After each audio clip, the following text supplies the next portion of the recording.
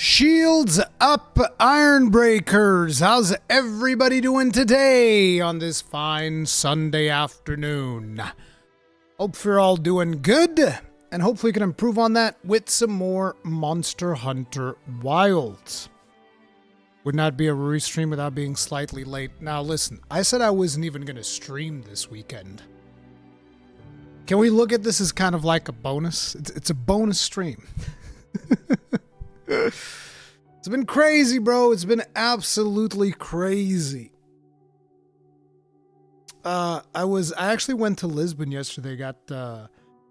Bought some new dollies. Bought some new dollies for myself. You know, it is what it is.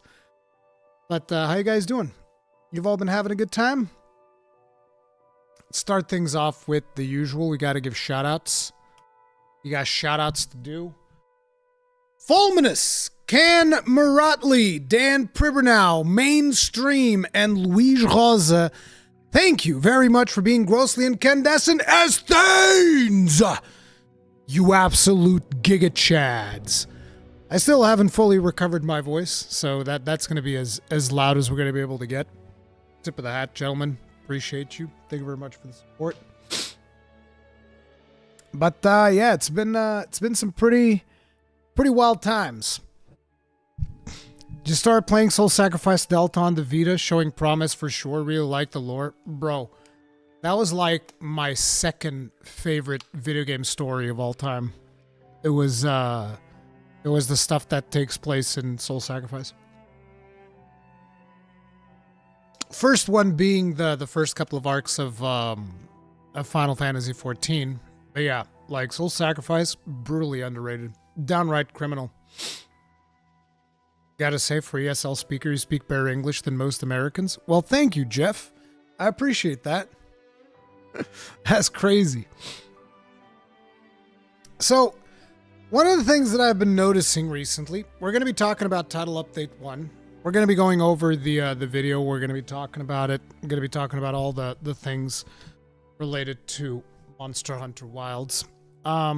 Before we do, though, we should talk just real quickly about First Berserker Kazan, because I know that some people are going to be like, man, Rurikhan's going on a really up and down with First Berserker Kazan. It's just, I was thinking about it a lot, and one of the things that I like when it comes to difficulty is I like difficulty that isn't just about twitch reflexes.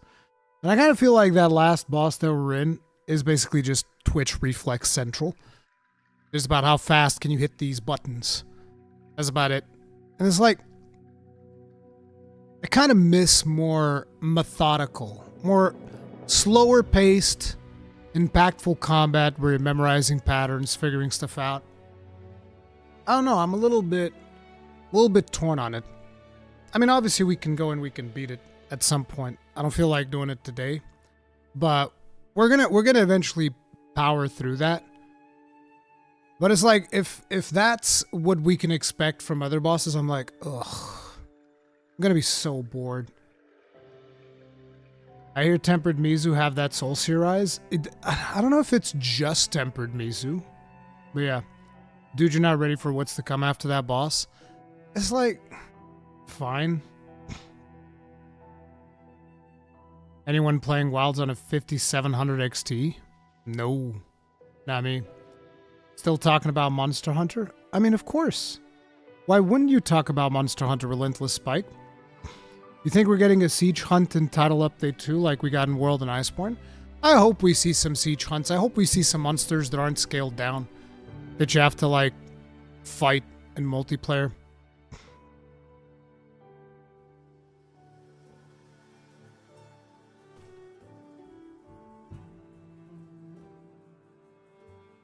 I've very controversially mentioned in the Ratatosker podcast that, like, I wish they hadn't scaled down monsters,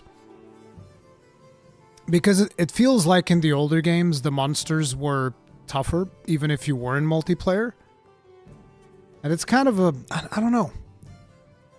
I just feel like it's more impactful when those monsters are scaled down. And one of the comments actually pointed out, because I forgot, because I don't use the support NPCs at all, It's like you could just have them scaled up and then just have solo players use the support NPCs. That's something that we could totally have right now. You can have like, yep, these monsters only work for 4 players, so therefore their thresholds are only calculated for 4 players, and then single player people can use the support NPCs, and you could have that problem solved.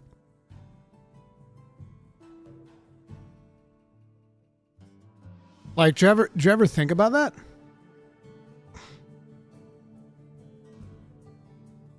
Considering that now we have support NPCs, why not just have the scaling always be for 4 players and you can play with the NPCs if you... Yeah, exactly. You don't have internet, you know, you don't want to play with other people, that's fine. There's 4 support NPCs for you in the game right now. Just scale those suckers up. Scale them up. Make them harder. Sorry, Monster Hunter 3 Ultimate again, man. Forgot how good that game is, besides the underwater combat, especially for Sword and Shield. But beautiful nonetheless. Yeah. I've been getting hard crashes pretty much every session, and no other game does this. Spent a lot of time trying to troubleshoot, no avail. Recently got Dragon's Dogma 2, played 60 hours, 0 issues. So, Saiyan Fantasy, one of the issues that I've had recently with First Berserker Kazan was actually the Discord overlay. See, Discord did something where they updated their overlay software, and they unilaterally made the decision to just turn it back on, whereas I had turned it off like ages ago. I don't even remember when I turned it off, but pretty much whenever I install Discord, it's one of the first things that I do is like disable in-game overlay. I don't want your overlay. I don't need your overlay. I'm good. Thank you. And they unilaterally made the decision like, no, actually, we've improved it. We think you'll like it. We're going to turn it back on. And that started giving me all types of problems with games. So that would be something that I would recommend you check out. Make sure that that thing is off. And maybe that could be the case of your problems. But yeah, I don't know. You converted me. Bring back 4-player scaling. Yeah, agreed. Capture monsters turn a tempered monster, which would give us reason to capture apart from different mats. Rock Slim, hey Ruri, you know we're just ribbing you, but also late. God damn it. Here we go again. Here we go again. If 4 players scaling gives us plus 100% HP, then that's what needs to happen. What do you mean? For the hunters? I'm so confused. I'm hoping you mean for the monsters. Have one major beef when people join the quest late just to capture the monster then leave. Yeah. Yeah. Capture it's like the old smash and dash. They go in there, capture your monster, leave, refuse to elaborate. How'd you feel about Arch-Tempered Raidao and Zoshio? We'll talk about that. We'll talk about that for sure. Same, I don't know why the update turned it on since I play on an OLED where I turn off everything unnecessary. Yep. It's definitely a thing. They definitely did that, and I'm not sure why they did it. I think it's funny they added difficulty for monsters, but the previous standard was like 5 stars, so they just force you into easy mode until you get the hunter rank 40. I don't know, dude. The difficulty is definitely something that I feel isn't there. But one of the things that I find interesting, that I've been noticing over the last couple of days, is that it appears people are just mad. They're just mad that you like the game. You guys notice that? It's like you... And this isn't even like lately as in just for Monster Hunter Wilds. This has been for so many games. Like, you're not allowed to like video games as a content creator anymore. You're straight up not allowed. It's like, no. Can't... If there's even one small thing that annoys a random person, you can't like the video game, because if you like the video game, you're a shill and you're a scumbag and you deserve everything that's bad. You guys notice that? It's been, Jesus Christ, dude. It's been absolutely insane. Liking in this economy? Yeah, exactly.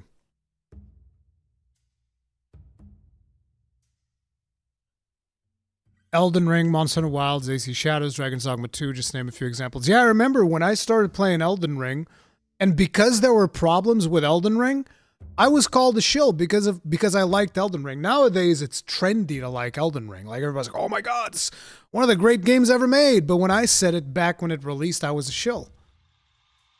I'm just so tired because like Wilds is getting the same thing.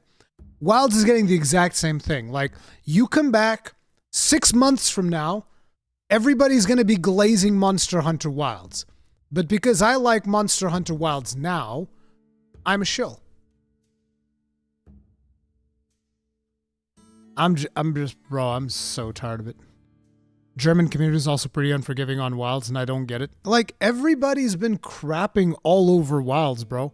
And it's like, it's okay for you to not like it, but it's okay for other people to actually like it.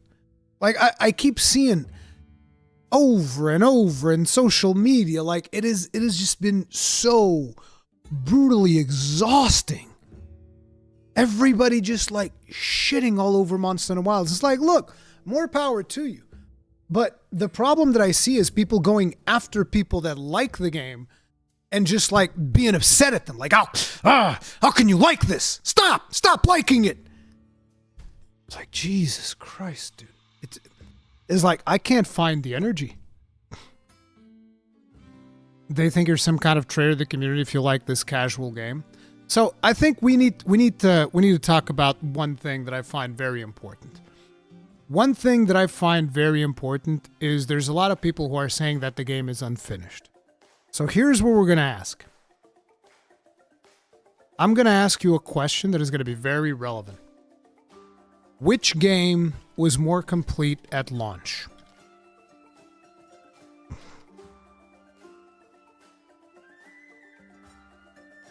And we're going to go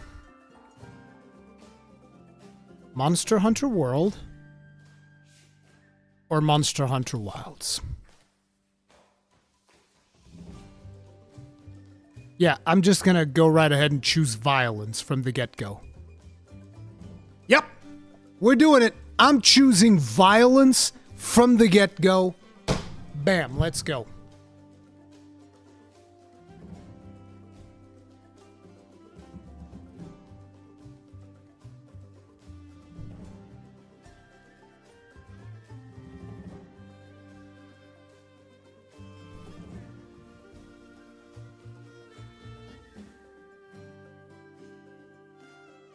I want you to remember something about the question that I've made there, which is, at launch. Pay close attention to the words at launch. We're not talking about like 4 title updates in, 5 title updates in, Monster Hunter World Iceborne. We're talking Monster Hunter World at launch versus Monster Hunter Wilds at launch. That's what we're talking about.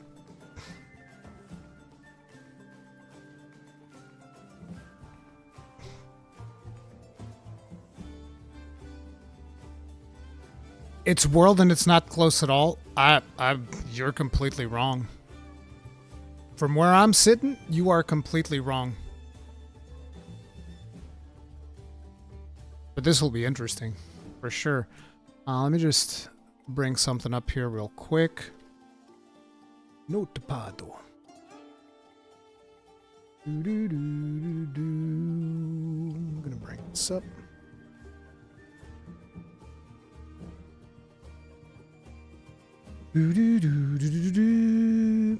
Was PC released with World more complete than PlayStation 4? I believe so. I think it had a couple of title updates included. I'm not 100% sure. I'm pretty sure that the PC release of World had a couple of title updates already in it.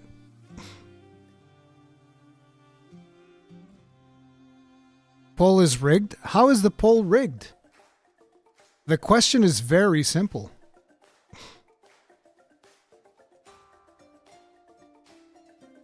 PC was 1 year after. It wasn't 1 year, it was like a couple of months. I forget exactly how many months. I think it was like 6 months. Am I misremembering Launch World that bad? Yeah, a lot of people are misremembering Launch World. Yeah, that is the truth. A lot of people are misremembering Launch World. Still, at least it's not worse than that. It's such a low bar. What can we compare it with? World was the most successful Monster Hunter to date. What am I supposed to compare it with? Monster Hunter Tri? I think we beat that one too. I don't know about Monster Hunter 4 because we never got that one in the West. Freedom Unite doesn't count because that's an ultimate version. I mean, if we compare it to Rise, that's just unfair. We're just gonna like pound Rise into the ground if we compare it to Rise.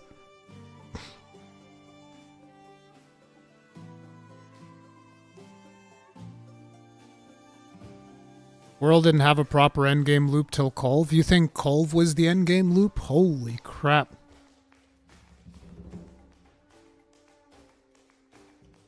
Monster Hunter Generations was pretty lame. Yep, Monster Hunter Generations launch was definitely kind of lame, in my opinion. I remember not liking it at all. Especially because, like, the beginning 5 hours of Monster Hunter Generations was gathering quests. Like, that was it. Okay, here's 5 hours of gathering quests. Nothing else, just gathering quests. Yeah, you can hunt monsters here and there, but you better get used to that Prowler mode. You're going to be using it a lot.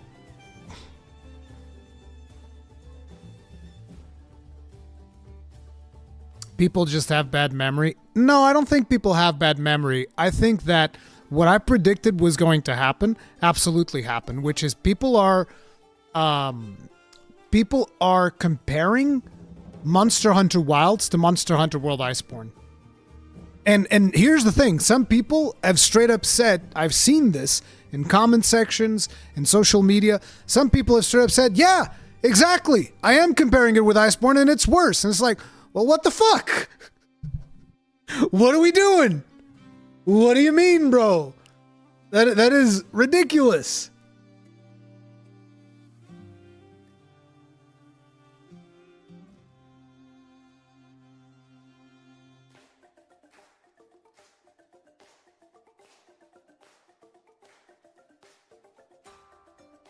Bum bum bum bum. Bro, looking for a canteen and farm upgrades was more content than all of Wilds. I mean, if you think so, that's fine.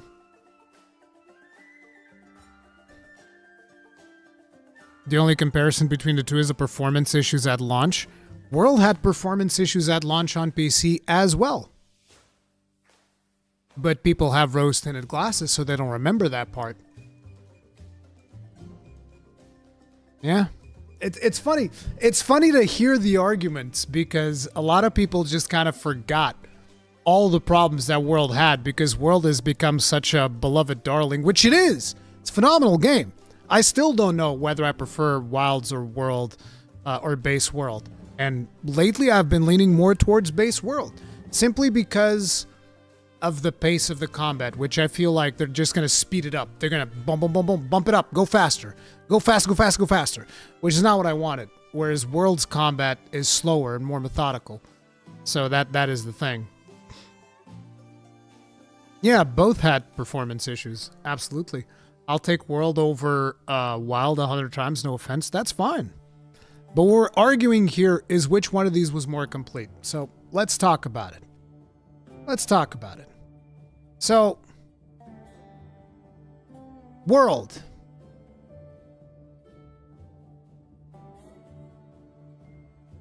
$30 monsters.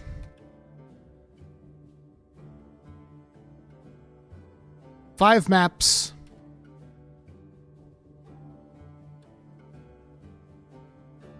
Tempered monsters.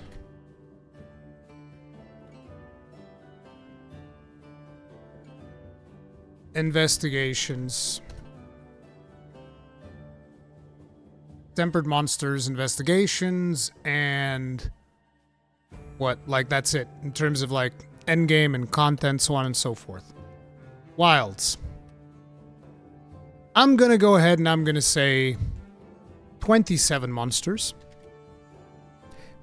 Even though technically we can say +2 one time. Because Guardian Arkveld you fight once, Zoshia you fight once.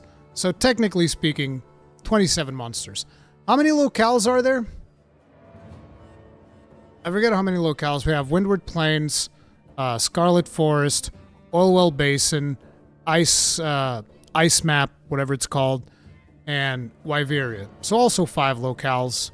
I guess we can call it 5 maps. I don't think there's more than 5 maps. Tempered monsters. Is that Notepad for ants? That better? That better? Huh? You want it bigger? That good? Nah, yeah, you're right. I was pushing it. Tempered monsters. Investigations. Ardean weapons. Which is an additional endgame loop that we didn't have in Monster Hunter World. Canteen. You want to put in Canteen and Gathering Hub? Because then we also have to talk about how the maps in Wilds are like 2-3 times the size of the maps in World. Arena Quests and Gathering Hub? I mean, we can go there. You're actually making the you're making the argument for arena quests that most people don't like doing. Fair enough. We are getting the arena quest in the first title update, but yeah, on release. Arena quests, Gathering Hub. 5 maps, 3 times the size, some interconnected. And if we're gonna go that route, up to 6 plus monsters per map.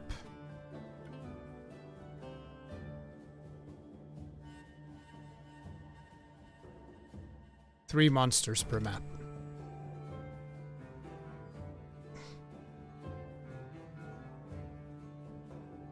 Oh yeah, we have layered armor in this one, which we didn't have layered armor at the very beginning, right? Layered armor system. You have augments here. There.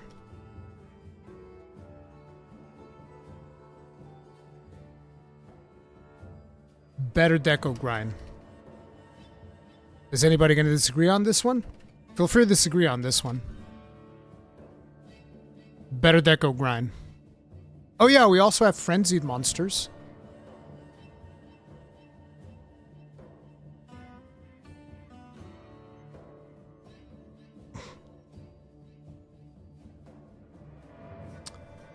Weather system.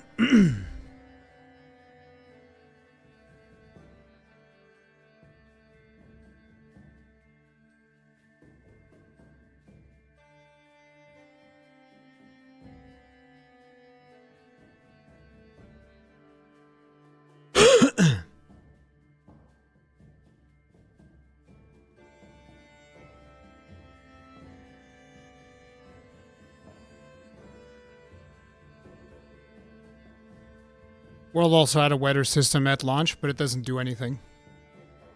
The dynamic weather system here actually does something. There's a night and day cycle in Monster Hunter World as well, if you go on expeditions.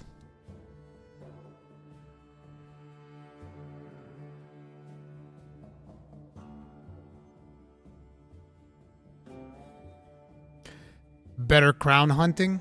I don't care about... I think most people... They're doing crown hunting because they're out of things to do. I don't think anybody cares that much about crown hunting, personally.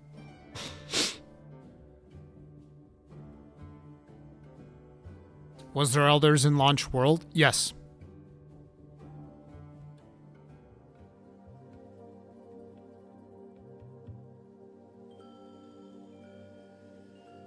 More side quests.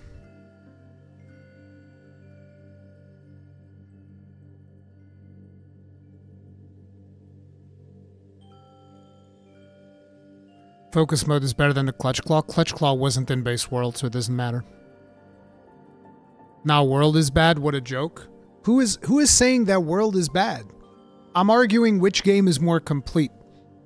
And the reason I'm even making this argument is because I've been hearing people non-stop blast everybody else's socials, being mad over the fact that the game is incomplete. Okay, let's talk about it. Is it incomplete? Able to hunt an open world without going back to the hub. You can do that in world as well. Better deco grinding, meaning no grind. I mean, some people still had to grind. There's a lot of people that still don't have all the decos that they want. Did base world have a house? Not a house like Iceborne, but you had like a room, which could be upgraded. No Monster Hunter language. Endemic life. Okay, sure. Endemic life is Endemic life showcase, because I know a lot of people care about that.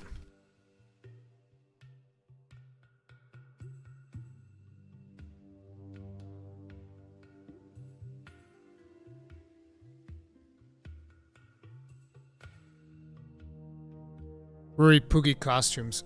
Come on. I'm just saying, looking at it like this, in terms of activities that you can do, I don't think you can make the argument that World is more complete than Wilds. I think you can kind of make the opposite argument. But that's going to be up to each individual player. But what I will say is that at the very least, there's no clear winner in terms of which game is more complete. In my opinion, Wilds ends up being more complete because of the maps, because of the number of monsters in the map, because of the Artian weapon system, because it already has layered armors. It already has a ton more stuff that players care about more than a lot of the things that World has. Now, that's not being disparaging towards World. I love them both. I'm just saying that I think that the argument that one game is more finished than the other is going to straight up be up there for personal interpretation, depending on the things that you like or don't like. That's all I'm saying. So it's like, if you think World is more complete than Wild, it means that World had more things that you liked than Wilds. And if somebody thinks that Wilds is more complete than World, it means that Wilds has more things that they like than World. Technically speaking, there's not really a wrong answer. But at the end of the day, I just get tired of people saying that game was clearly unfinished, should have never come out. And I'm just like, all right. I mean, sure, you're entitled to have that opinion. I don't agree. I'm just trying to be fair here. I'm trying to be fair as I can be towards this argument.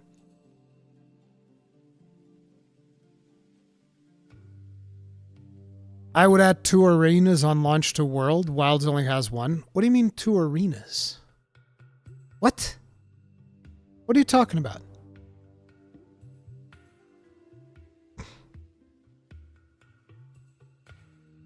Looking back at old streams, though, people played base World for a long time before dropping it, but most people stopped streaming, playing it after just a couple of weeks. Now, counter hitter, I want you to ask yourself, why exactly is that? Why did people play Monster Hunter World more than they played Monster Hunter Wilds? Who's got the answer? Why did people play Monster Hunter World for longer than Monster Hunter Wilds?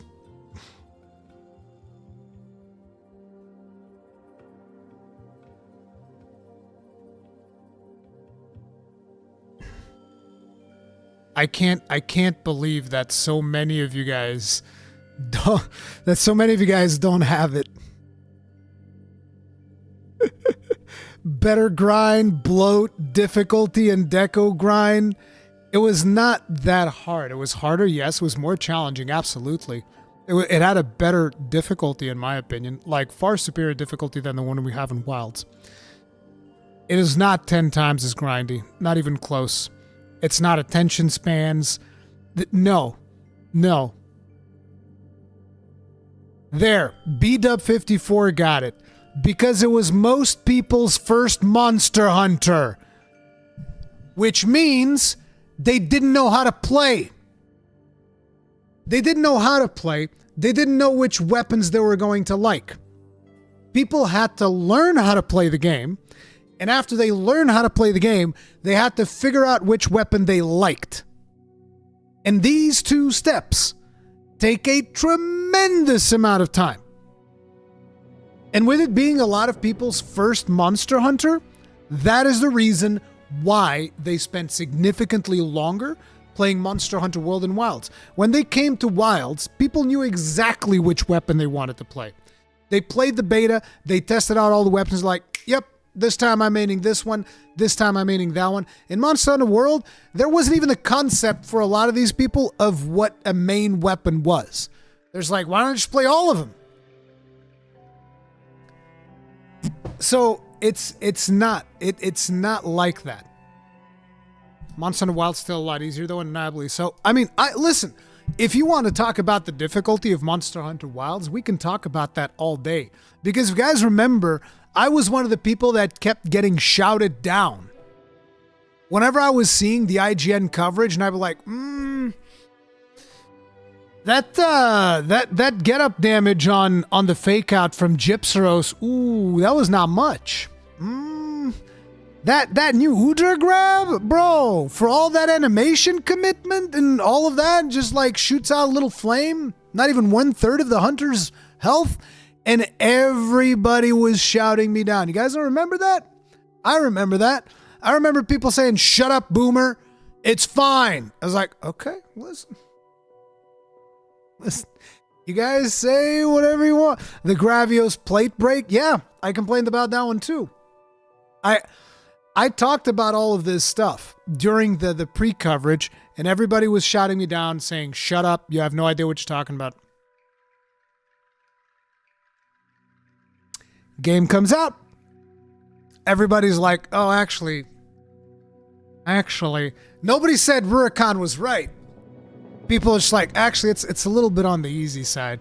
But nobody wanted to say that I was right. No, that's too much. Back to the Arenas world had arena capture quests plus dedicated arena quests, both in a different arena. No, it's the same arena. It's the same exact arena, Void. These were not two different arenas. You're misremembering.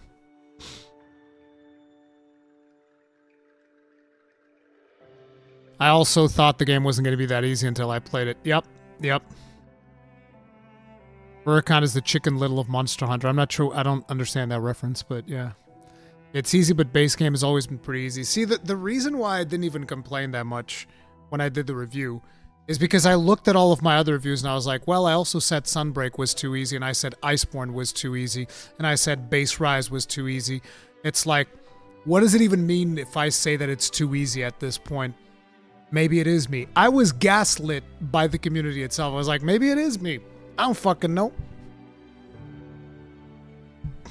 But I did criticize it at the beginning. Monsters need more health. It's not just health. We need bigger thresholds.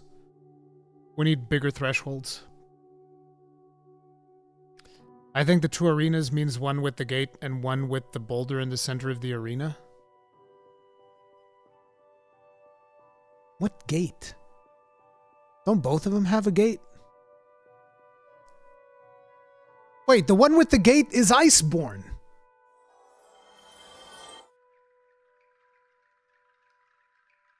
Lion the Fire Dragon, thank you very much for the souls. Tip of the hat. Appreciate support, thank you. Which types of Guardian monsters are your favorite? Guardian Rathalos. The one of Traps and Cannons, the one you did the USJ quests. Oh, I do remember the other arena now. Shit, you're right. There are two arenas. I was wrong. Never mind. Oh.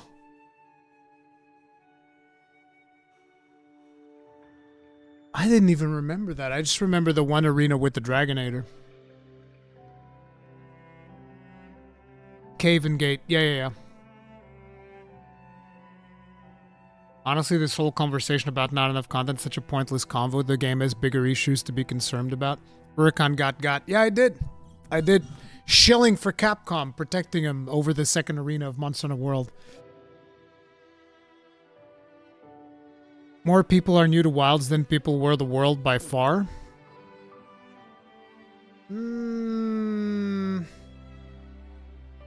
But there are way more people that know what they're doing in Wilds than there were in World. IFL Discovery, thank you very much for the souls. Tip of the hat, appreciate support. Thank you. Do you think Wilds updates will be better overall? I have no idea. I would expect so, but I don't know. Wilds not having a siege hunt should be a flaw for you. We didn't have a siege hunt in base world. First siege hunt in base world was Cove to Wrath. Or am I misremembering that too? There wasn't a siege hunt in base world. We did? What? Zora Magdro...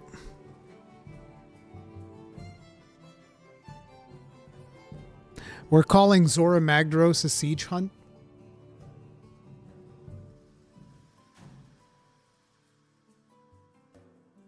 We're calling Zora Magdro... Okay. D. Luffy, thank you very much for making 5 people grossly incandescent. Tip of the hat, that's 1, 2, 3, 4, 5. Thank you. Thank you very much. I mean, if you want to go there, sure, we can call Zora Magdaros a siege hunt. In that case, I can also say, well, Jindahad's our siege hunt. There you go. If you call Zora Magdaros a siege hunt, I call Jindahad a siege hunt. And therefore, they nullify each other out.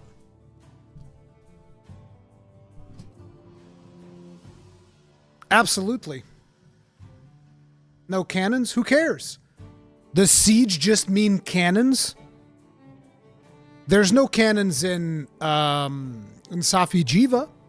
That's considered a siege quest. So it's like, if we're going to go that route.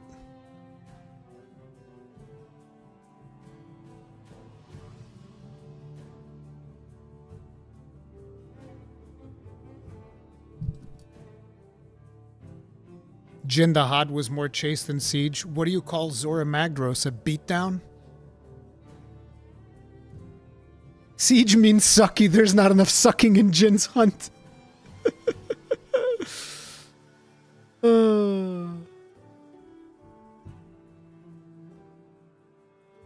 Apex Zenogre is a siege hunt, I guess. Jindahad more like Kol Taroth. Wow. I hadn't heard that one. Off topic, do you think they'll still work on Dogma 2? I don't know.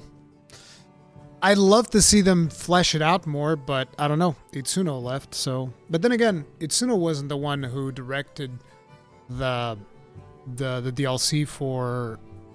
what's it called? Isn't it about Dark Arisen? Dark Arisen. Wait, Velkhana has a fight with cannons. Yep. But yeah, so the chat's gone back and forth on the topic here. We can actually see the results. Which Monster Hunter World is at 47%, Monster Hunter Wild is at 53%. So it's not as clear-cut as a lot of people make it out to be. There's a lot of divisiveness within the community.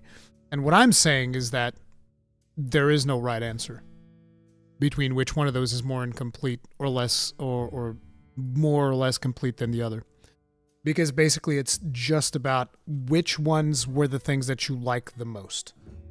And one delivers more. Like, for instance, if you like side quests, which I do, by the way, if you like side quests, World is way better. Has way more side quests, has way more chase items.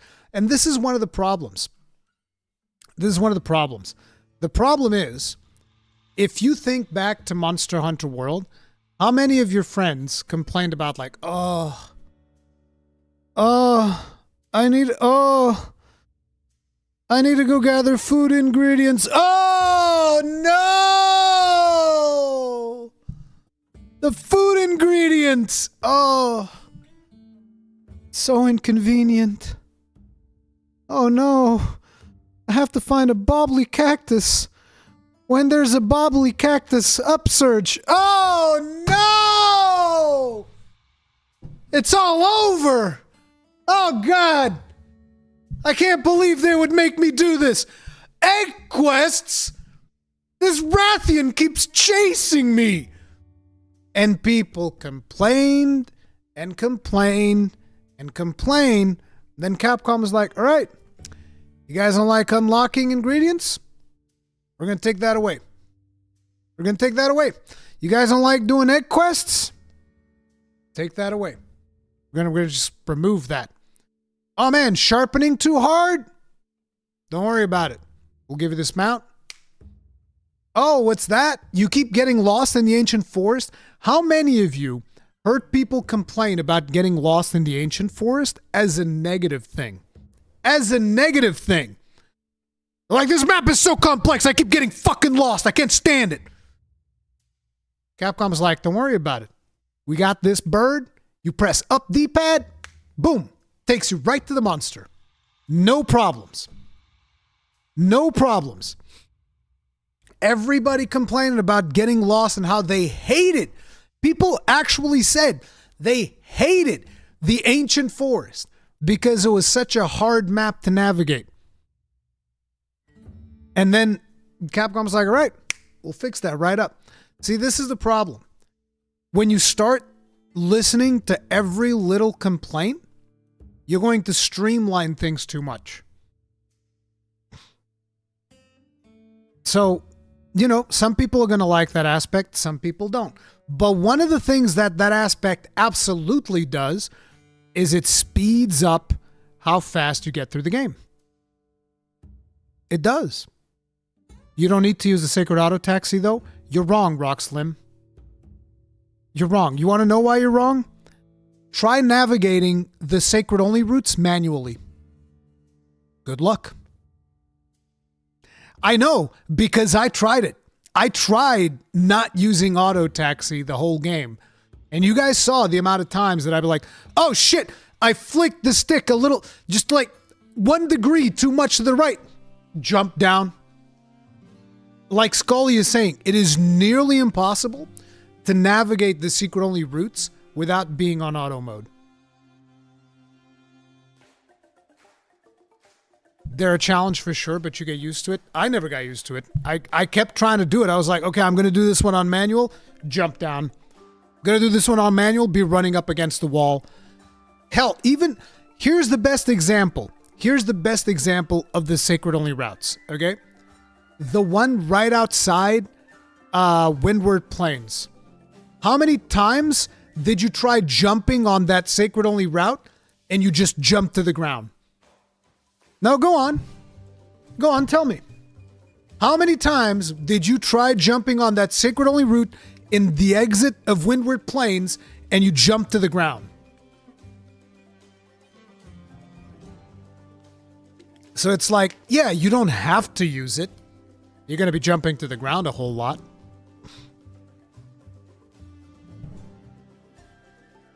Yeah, exactly. To be honest, I never had a problem. You're in the minority, buddy. You're very much in the minority. Like, look at everybody else. Everybody's fallen off of that sacred-only route. Why? Because it's intended for you to go there in autopilot. It's literally designed that way. Which is why after a while of the challenge run, I was just like, no, we just on the thing we do auto and boom, done. So, you know, it's one of those things. I love Monster Hunter Wilds. I think the game is phenomenal. I think the hunting action feels fantastic. I think it's a ton of fun. But I do not like the excessive quality of life that we got with the game. And these are things that I mentioned in my review, which is why when we played through it the second time, I purposefully limited myself in a lot of aspects because I believe we've gotten way too much quality of life in Monster Hunter Wilds. And I know that a lot of people are going to disagree. They're going to be like, what do you mean? It's great. Quality of life is great. Yeah, those same people are now coming back and saying there's no content. Yeah. It's like, guess what? You know the Olympic thing that they do? Where the people run and they jump over they vault over. What do you call that? That's like an Olympic thing. What do you call that? Vault racing? I don't know what you call that one. The one with the obstacle course? What do you call that? Somebody help me. Pole vault? No, it's not pole vault. Hurdles. Hurdles. Yeah, that's it. It's hurdles. So imagine you have the hurdles event in Olympic, right? And that's what old Monster Hunter used to be. So the runners, they have to run, then they have to jump through the hurdle. Run, jump through the hurdle. Ms. and Jamal, thank you very much for being grossing Ganesson for 22 months. Tip of the hat, appreciate the support. Thank you. All-in-one Palico or Specialized Palico? Specialized Palico every single day of the week. But anyway, let me get back to my point. So if you're doing the Olympic event and it's hurdles, and you know, it takes a while for them to finish the race because they have to be jumping through all the hurdles. You take the hurdles away, guess what? You think the race is going to finish slower or faster? It's going to finish faster.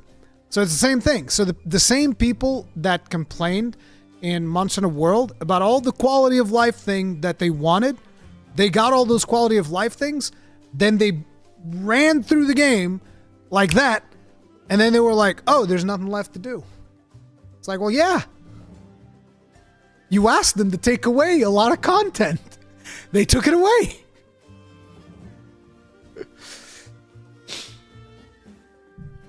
If Wilds kept the world tracking method and didn't show monsters and their drops in the map until you got enough research points of that specific monster, that was great. I liked it. To be fair, the Pelican monster under FU can also heal and put traps when you need to level him up and takes a lot of time. I don't know exactly how FU's Palica works. I didn't spend too much time in that one.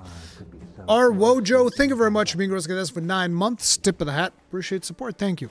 Very happy baby-versary? What do you mean baby-versary? Oh, 9 months. Yes, been skipping the last few streams trying to avoid spoilers. Looking forward to more Monster Hunter Wilds though. Yeah, dude.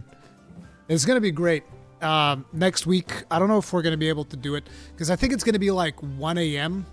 on Thursday. I probably should do it.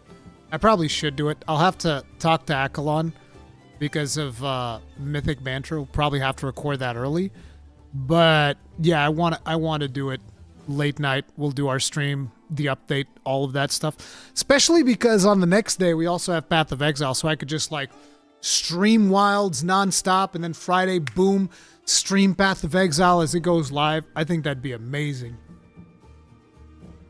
Still think monsters should have 3 to 4 times their current health. Yeah, they should. They absolutely should.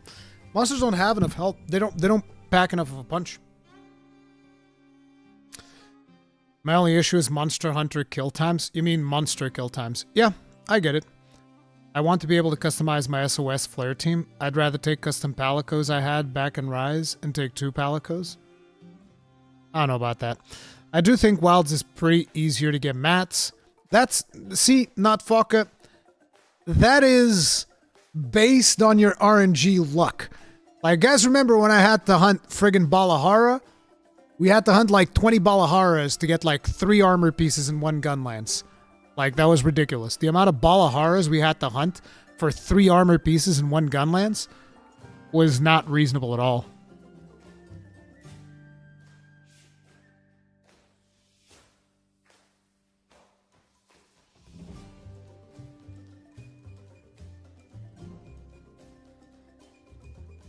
I love how so many people complain about Perfect Guard being OP, but yet, like, weapons that have counters and shit, no, that's fine. I'm telling you, the amount of, if we were to ask people, the amount of people that complain about Perfect Guard being OP, and the amount of people that play weapons with counters, it would be a circle. The Venn diagram of that would be a perfect circle. The intersection of those people, 100%. Because I always hear, oh, Perfect Guard's so OP. It's so OP. It's like, yeah, I'm sure. It's reminded me of a longsword speedrun I saw, and it just made me sad. I'm greatsword, so I have both. Well, there you go. As a Charge Blade user, I hate Perfect Guard. As you should. Like, I feel like Charge Blade users got the worst end of it with the Perfect Guard, which is funny. Because people are probably like, what do you mean? You got Perfect Guard. It's great. Yeah. And they fuck them over on the guard points.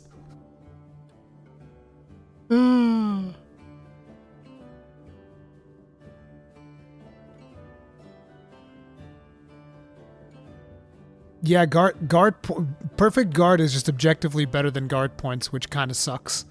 It really does suck. If you miss a counter, you get hit. If you miss a guard, you're still guarding. Are you? Are you, though? Depends on whether you went early or late. If you went late, you're fucked. If you went early, yeah, you're guarding. Unless you went early and then tried doing it again, then you might be late again and you'll get hit. Which, guess what? It's about on par with whether or not you're going to land your Yai slashes. Funny how that works, huh? Funny.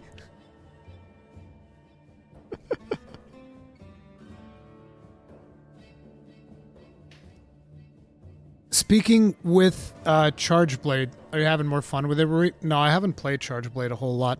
I don't think I like the current iteration of Charge Blade all that much.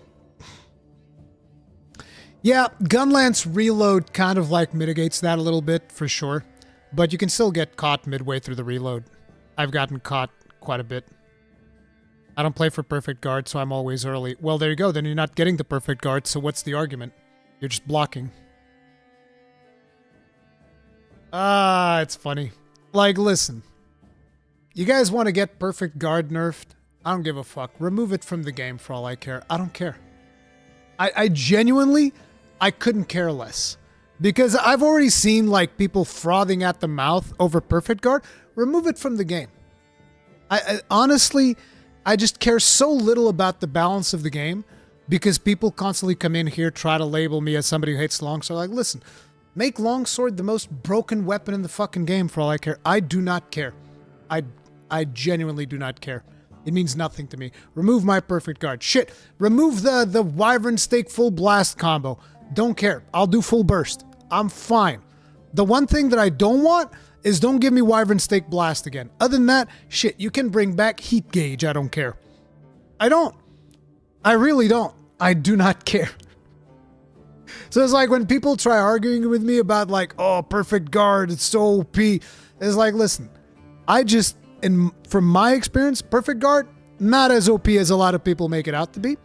Especially when a lot of the times those people are playing way more powerful weapons than the blocking weapons, which by the way already have shield tax built in. But I'm like, bro, whatever, bro. It's like, listen, like, is it Keanu Reeves? Keanu Reeves the same thing. Yeah, man, sure, cool, whatever. You don't like that thing? That's fine. Yeah, that's me. Like, listen, you want to take it away from the game for all I care. Okay, take it away. I don't care. It's like, I like, listen, bring heat gauge back to the Gunlance. I don't care. Nerf our damage by 50%. I do not care. I don't care. Because I'll be real. I've given up, bro. I've given up. Because a lot of the same people that complain about Gunlance, these are the same people that when we got Bullet Barrage, there's like, oh, most overpowered thing in the world. Bullet Barrage. Woo! Look at that shit. And then we go look at like the speed running times and Gunlance was like number 10 or some shit. It's like, what are we arguing about? Like, you want to nerf my weapon into the ground? Do it. I don't care. Listen, I've been playing Gunlance since it was a complete pile of garbage. Think I'm going to stop playing it if you nerf it? I don't care. I genuinely do not care. Nerf it. Nerf it into the ground.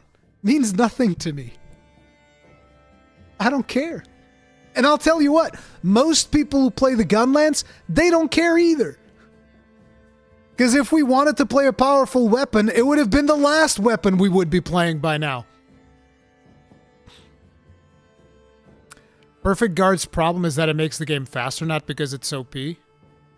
How does Perfect Guard make the game faster? Because we're actually able to block for once?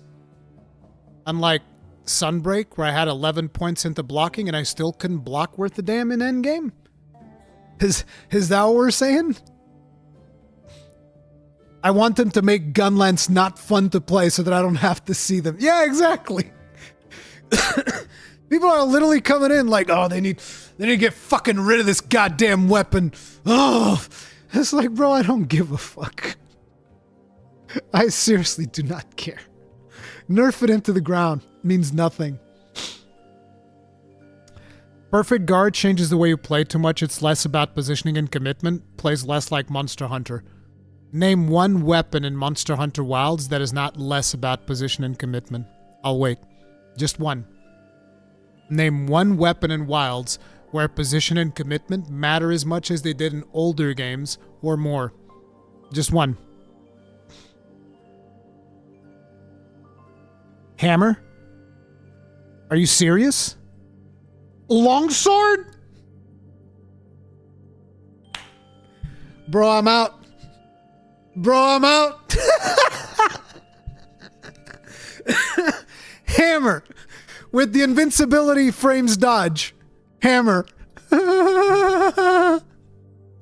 Great sword with the focus mode. True. Yes. Longsword, which can do 360-degree turn on yai slashes. True. Fucking big true.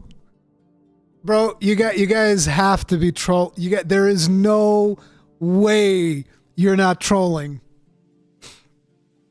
There is no way you guys are not trolling. People actually making the argument that, like, you don't need any positioning in Gunlance, but you need positioning for my weapon. I swear to God that 90% of the people in this chat have never even once performed a Wyvern Stake Full Blast on Gormagala. I guarantee you that out of everybody that is complaining in here about Wyvern Stake Full Blast, you've never done it solo on a Gormagala. Not even once. Not even once.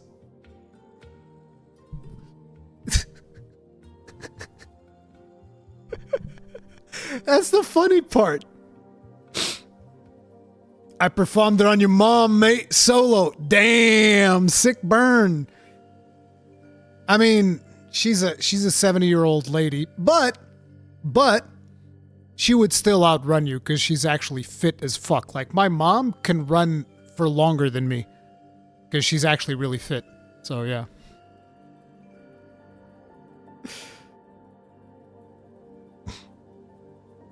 Too much hyper armor? Wait. Wait.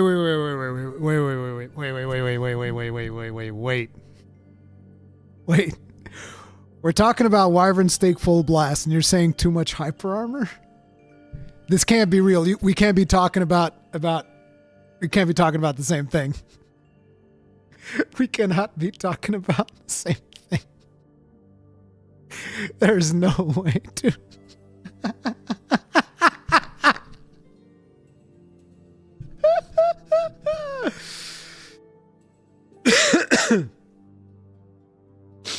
I tried Gunlance once, couldn't even get a Worm Stake Full Blast on Shot the Cabra.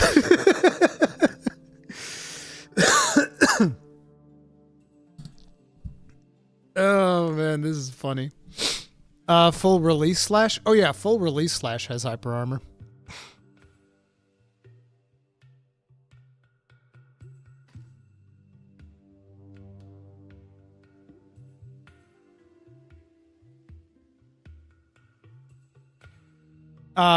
Spartan Dusk, we are guarding. Wyvern Stake Blast has 2 guard points built in.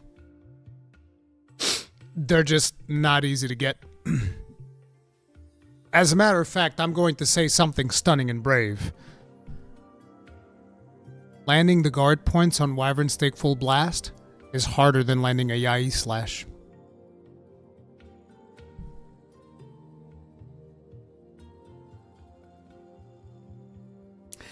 It's the truth.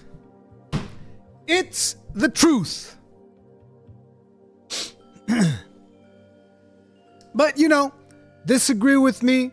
Say whatever you have to say. You know?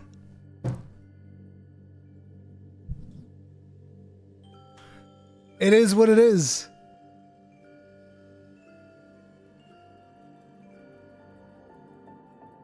Did we get a Mizu, Gunlance, and Rise? We got like 2 or 3 of them.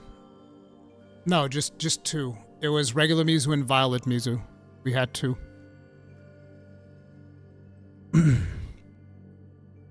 Anyway, let's go over the updates again, shall we?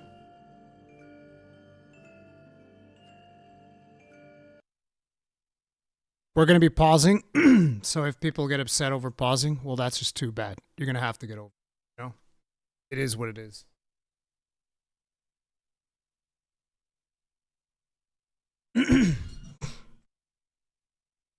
Bro, I need more build guides. I haven't even done that many build guides because I feel like the build diversity really isn't that much. You either go like the Gormagala set, or you have like some hybrid set that also uses Doggo, or you have Arkveld set.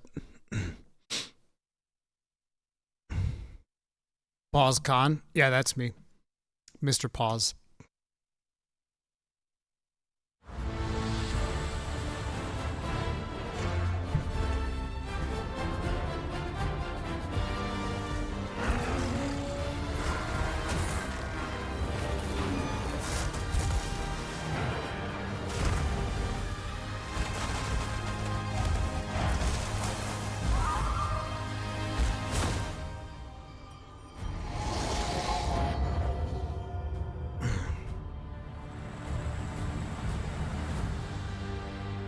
everyone. I'm Ryozo Tsujimoto, producer of Monster Hunter Wilds. It's been a month since release, and I'm glad to see so many people enjoying our game. Thank you all so much for your support. Today, I would like to share details. Ruri, did they mention anything about optimization? No, but I think it's obvious they're working on optimization as well. They will be working on optimization with every single patch that we see. That would be my expectation, but obviously the proof is going to be in the pudding. About our first free title update for the game. We prepared a video highlighting what's in store, so please enjoy. Do you think Ardean or Rampage weapon system was better? I'm not really a big fan of either of those, to be honest. I know it's weird. I like the weapon monster tree. I don't like weapons that fuck with the weapon monster tree, like Call to Wrath, Ardean weapons. Ardean weapons don't bother me as much because the damage differential is not that high. Although it's probably going to get higher with the updates. I expect that eventually with updates they're going to refine. They're going to give players more control, and then players are going to be able to nullify the monster weapon tree. So I'm usually not a fan of those. I'm like, no. Make the monster weapon tree better. Make the customization in the monster weapon tree. So it's like, okay, you want to improve the Rathalos thing? You need to go hunt Rathalos rubies, right? And then you can go and you can put more things into the Rathalos weapon and it becomes better. And that would be a way better system than, oh, we just hunt random monsters, get random rewards, and make random weapons with random things. It's like, no. You can even have those be random rolls, but it should at least be random rolls that would make sense for Rathalos. So that if I'm getting the Rathalos weapon, you know, it's not going to be, oh, we're going to change the damage to lightning. No. Rathalos weapon is going to be a fire weapon. So if you want anything, give me fire. If anything, you can potentially switch around for ailments. So like, let's say you might be able to get blast out of Rathalos because it's fire, blast, kind of somewhat related. Even that is kind of like a big stretch, but you'd be able to also say, oh, and then thunder can become paralysis or something like that. Maybe water can become poison, or, you know, you can maybe have, I can give you some type of leeway there. But even then, it's like it should be closely related to the monsters. In the case of Rathalos, if you're adding things, should be additional affinity, because Rathalos usually also has additional crit when compared to some of the other monsters in this game. Rathalos appears to have a lot of like crit boost shit, because weapons come with crit boost. So, you know, you could add things that add a little bit of raw, a lot of fire, more affinity, crit boost things around crit. Cool. That's what you would get on the Rathalos weapon, and you would be able to customize it based on that. Do you want Sunbreak augment system in Monster Hunter Wilds? I don't want Sunbreak augment system fucking anywhere. Sunbreak augment system was absolute garbage. Okay, Curious Crafting, absolute garbage. Has no place in Monster Hunter as far as I'm concerned. I hate it. Absolutely hate it. Can't believe the Capcom shill would say something like that. I'm reporting you to Capcom. Please do. Like, who do you guys think heard about it first the moment I realized how Curious Crafting worked? Capcom. And so they're like, bro, this is garbage. I hate this so bad. It was fine. Bro, it was not fine. I have no idea how people can say that Curious Crafting was fine. Makes me wonder if people that say that Curious Crafting is fine even played the game. Do you actually play the game? That's crazy.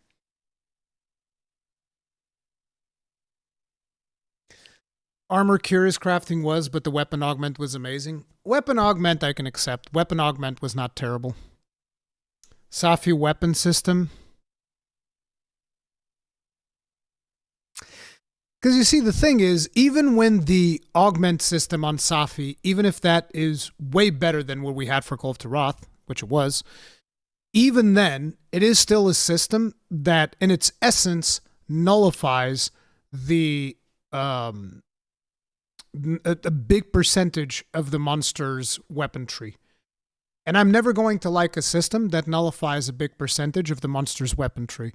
Because the monster's weapon tree is one of my favorite aspects about Monster Hunter. I'm like, yes, I want the fire weapon. I kill the fire monster. I get the fire weapon.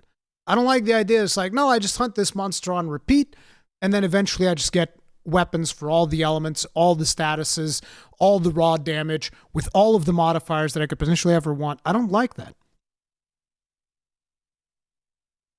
So it's like I crafted Safi weapons. I crafted loads of Safi weapons, but it was definitely not my favorite thing.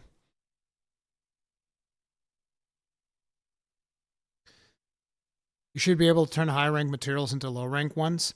The reason they don't do that, I would imagine, is because maybe it gives you a little bit of incentive to go help people out in low rank hunts.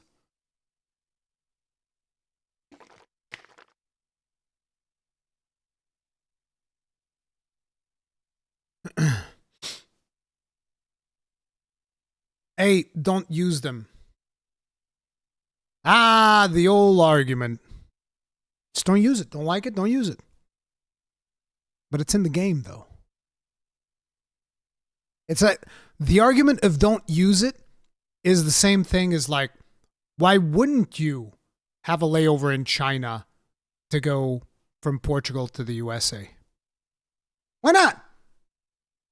Just have a layover in China. Who cares if it adds like fucking 30 hours of flight time? Is it that big of a deal? You control the buttons you press.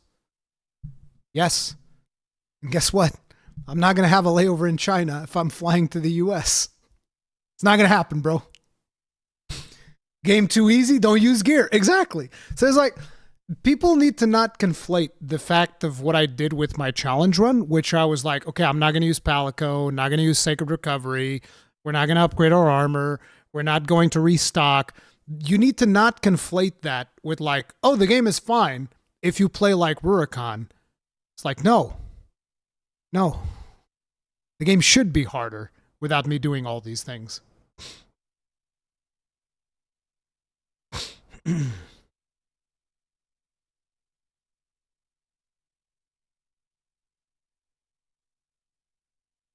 Honestly, if your complaint was that you wanted more flight time, that would be a solution.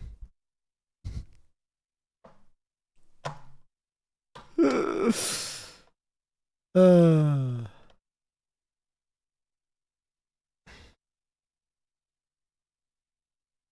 don't have to make Guardian weapons, though. Depends on which weapon you're playing.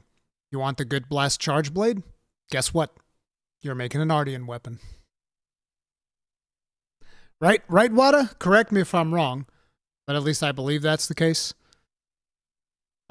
Same thing. You want to actually use a paralysis gunlance? Guess what? You're crafting an Ardian weapon, because you sure as fuck are not using Lalabarina. Unless you want, if you want to shoot off both your legs and then play the game, that's kind of like the same as playing with the Lalabarina gunlance, which arguably still won't be that hard, but just saying. There's no blast charge blade. Oh, there's not even an Ajaricon charge blade? Oof. So yeah, there you go.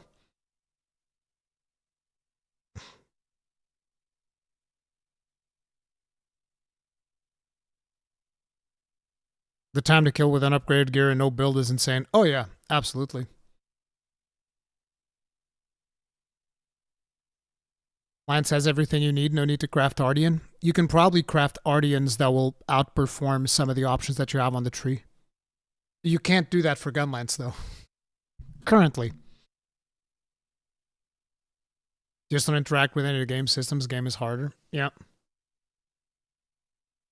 Hopefully Ardian will be irrelevant by October, or maybe it will be more relevant than ever if they make it easier to customize and stuff. Anyway, let's carry on. Number 1. Diva. How are we feeling about the Diva? I never got to experience the Diva. I played for Ultimate. I never stopped over in the place where the Diva sings or anything like that. I did not play DOS, and I did not play Frontier, which I believe are the 3 games the Diva has been in before.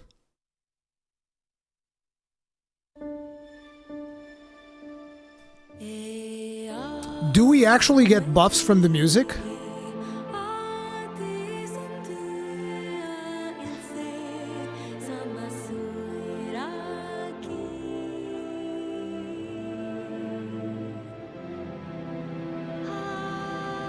She's White Fatalis in disguise, of course.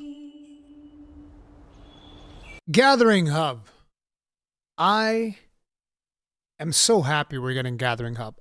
For a while there, I thought we weren't getting a Gathering Hub. Then they announced it like it was either short after release or the day of release that they announced Title Update 1 was bringing us a Gathering Hub. I was big time happy. 50-person Grand Hub. Does it actually render 50 people? I don't think it renders 50 people.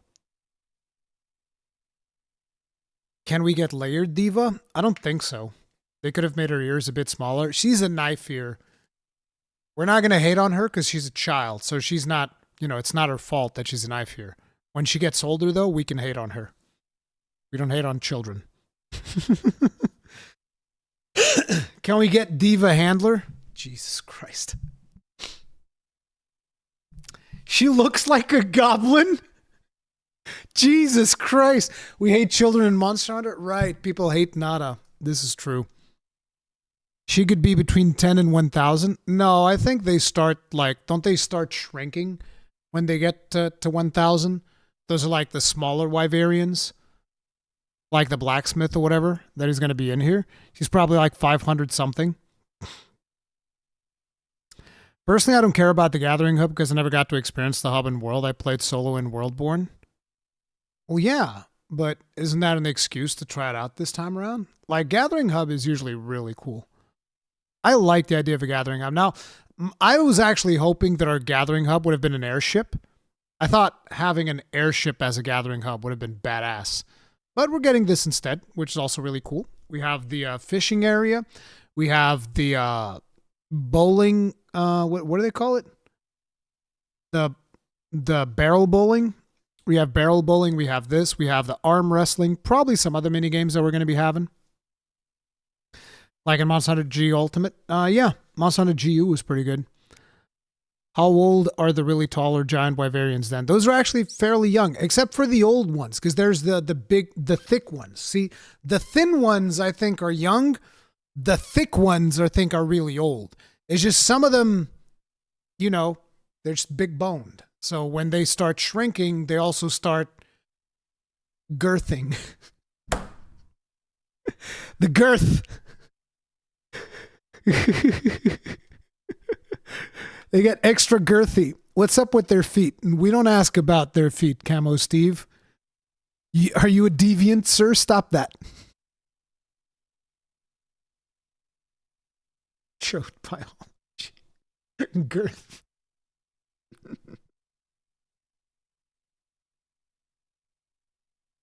Mini crown elf.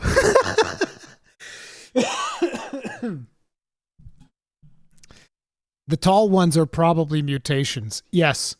First Fleet Master Wyverian feet is peak. No, that's Third Fleet Master Wyverian. What do you mean? Ask Ark about their feet. Nope. Do they lay eggs? Absolutely. 100%. Dasheen says Wyveria fell 1 millennia ago, so Wyverians live for significantly less than that. No, I don't think so. How long do Wyverians live?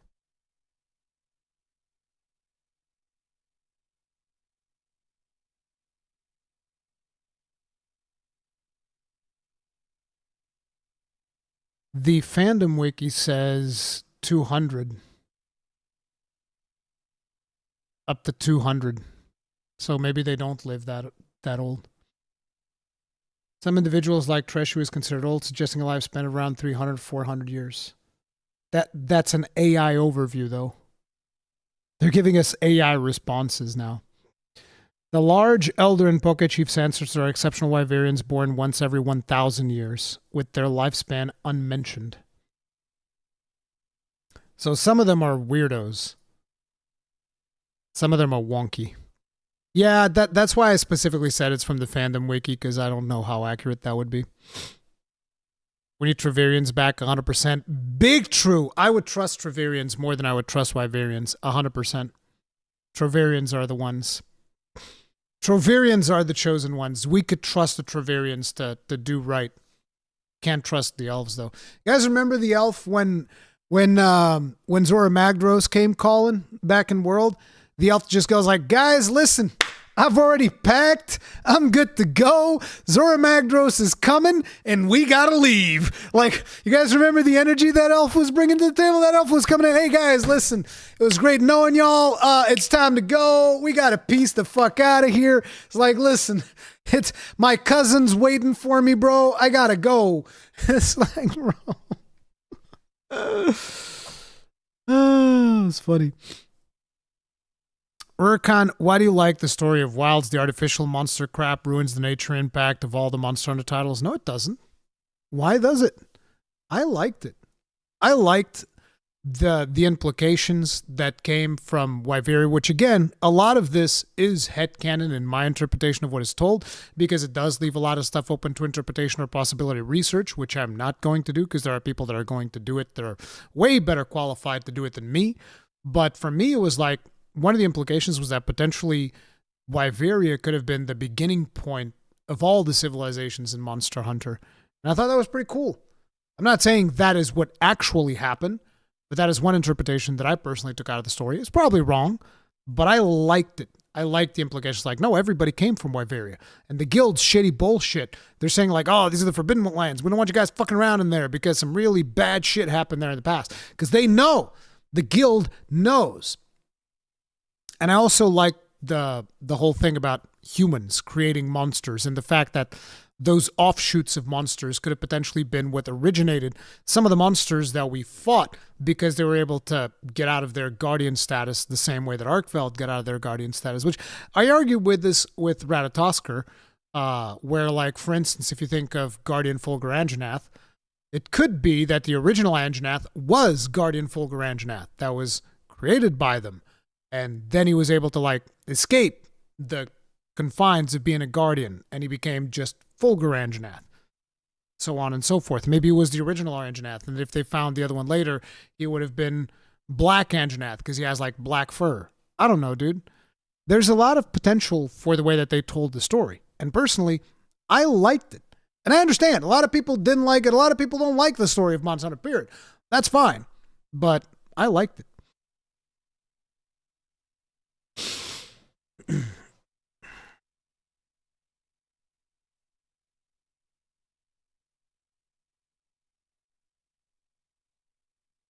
Felines are the original OP. The Guardians were made to protect the city from the wild prowlers.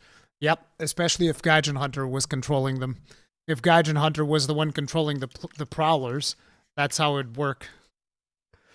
Wyvern milk. I think that the biggest problem that people have with Wyvern milk is the fact that they call it milk. If they called it Wyvern's blood, nobody would be making fun of it anymore. Like, be honest. If they called it Wyvern's blood, would you be making fun of it? Or something else? Like something else that is more badass? Like Wyvern's essence. Nobody would be making fun of it. Everybody's making fun of it because it's called milk. Wyvern's beverage? No. Wyvern's milkies. Zoshia's crusty dry milk. The artificial monsters bit is a bit like a cheesy JRPG story. I mean, that's fine if you think that way. I think that's fine. Just like I think it's valid that I personally liked it. Essence would be just as bad. Why? Why couldn't essence be a thing? Wyvern's essence. I still think Wyvern's blood would probably be the one that I can think of that would be the best. I think if the Wilk wasn't white, it would be made fun of. No, even if it wasn't white, if it's called milk, it doesn't matter.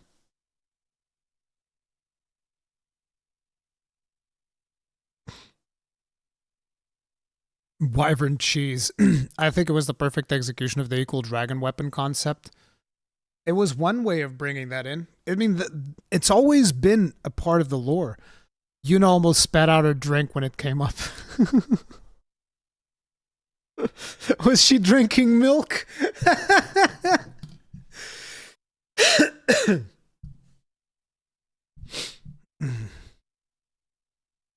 Was half expecting them to start giving us some dragon element lore. Kezu milk, too much Jurassic Park in my Monster Hunter games.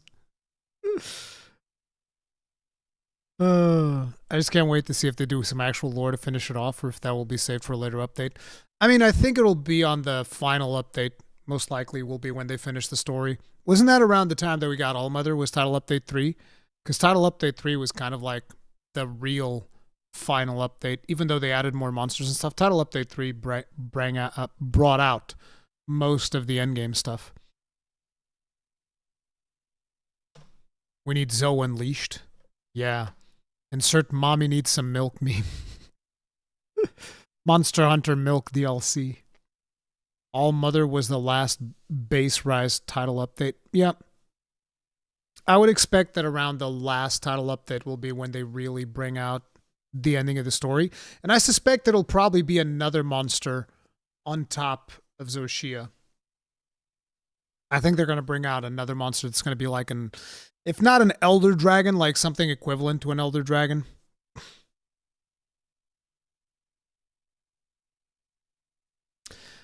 What do you think the Capcom content will be? Devil May Cry for the Netflix anime, or any other Capcom games hitting an anniversary this year?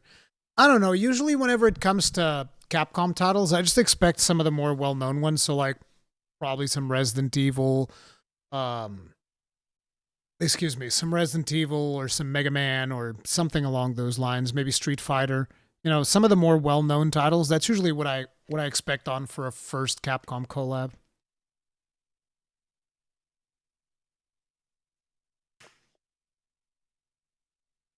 I would not expect Exoprimal. I don't think Exoprimal was as successful as they expected it to be. Actually, I'm surprised that Exoprimal servers are still up. Even though I really liked Exoprimal, I thought Exoprimal was a ton of fun. But obviously it didn't capture people as much as they expected.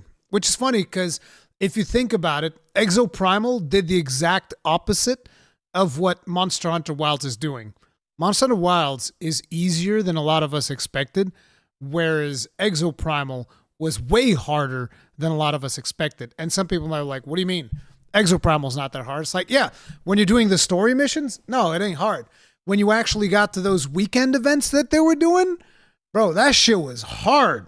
Like, it got to a point where me and Wada couldn't even hard carry people anymore. Like, if people didn't know what they were doing, you were not clearing those weekend events that they were doing. Like, it was way too hard. They did have a Monster Hunter collab. They did. They had one where you fought a Rathalos. I think I have a video of that. Is it pure multiplayer, though? Yes, it is pure multiplayer. Although they would have, like, NPCs and stuff, but yeah. Those things take hours of research to get decent times and a full pre-made. Yeah, I mean, I don't even think you need hours of research, but you definitely need a full pre-made. If you didn't have a full pre-made, like, some of the later challenges, you were just not doing them. It was impossible. I liked Exoprimal a lot, though. It was a ton of fun. I wouldn't mind seeing an Exoprimal collab, but considering the popularity of Exoprimal, I don't think that would be a good idea. Pour one out for EX Troopers, the best game you guys never got to play. So, obviously Gathering Hub. I think Gathering Hub looks phenomenal. I can't wait for people to say that, like, oh, we're coming in, we're colonizing these poor people. This is a place of worship, and the guild's coming in and industrializing the whole place. And it's true. It's true. This is a place of worship for the people of Suja, and we're coming in with all of the guild's resources and basically just establishing a home base here.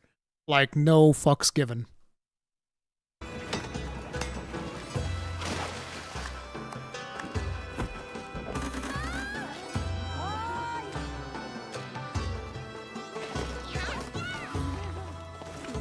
This was actually something that I wasn't a big fan of. Which is like, I love the fact that there's social eating and all of that stuff. We're all getting together to have our meals. What I don't like is the fact that this is essentially DoorDash. The food is not cooked here. These palicos are DoorDashing for us. They're going out to the different villages and then they're bringing the food to us. Which I would argue probably means the food gets here cold, because these places are really far away from each other. But, you know, it is what it is. Palico DoorDash. It is. It is Palico DoorDash. You gonna argue that? So here's Mizutsune.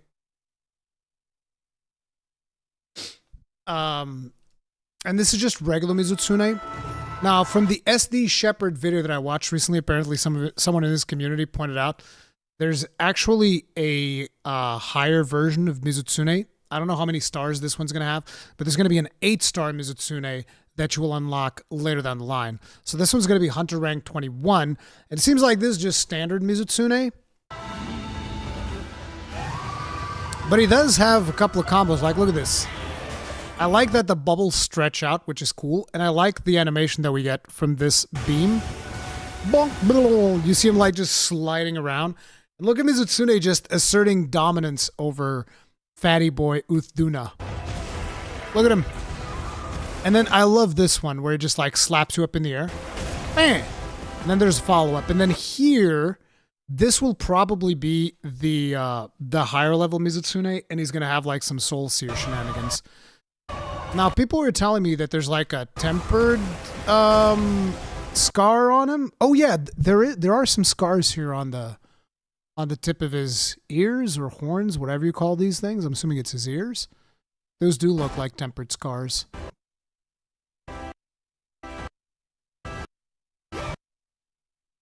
And yeah, the tempered one will have like some Soul Seer shenanigans going on. The flaps. What is it with Apex is getting bullied? First Ray down, now with Duna is next. Yep. Now, this is one that concerns me a little bit. Now, this is Arch-Tempered Ray Dao. This person is using Mizutsune. Is Mizutsune not weak to Thunder?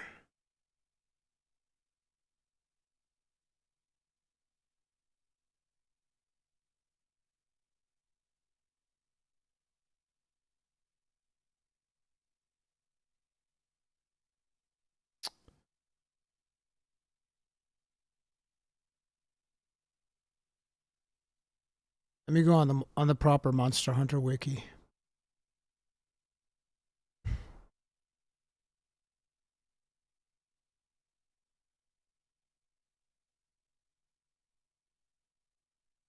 Weakest to Thunder element. Okay. So traditionally, the thing that a monster is weakest to will be reflected in its armor in the form of negative resistance. So if we take into account this person's using full Mizutsune set, that would mean they're going to have like some negative resistance to Thunder, right? Zap! Wait, okay, it's not right. It's gonna happen later.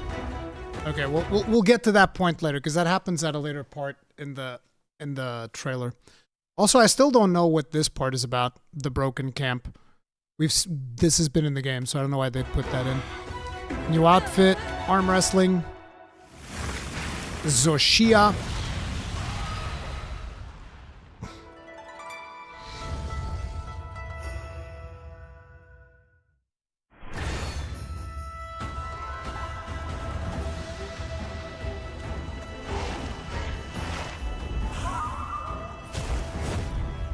Mizutsune will be making its way to the wilds for the first title update.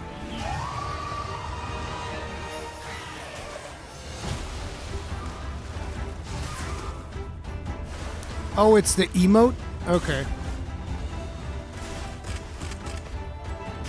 At Hunter rank 21 or above, talk to Kanya in the Scarlet Forest to unlock the mission to hunt Mizutsune.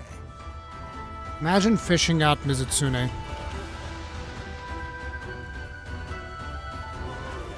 Arch-Tempered Ray Dao will debut in an event quest. Now here it happens, watch. Arch-Tempered monsters are stronger than tempered ones. New armor will accompany this new enemy.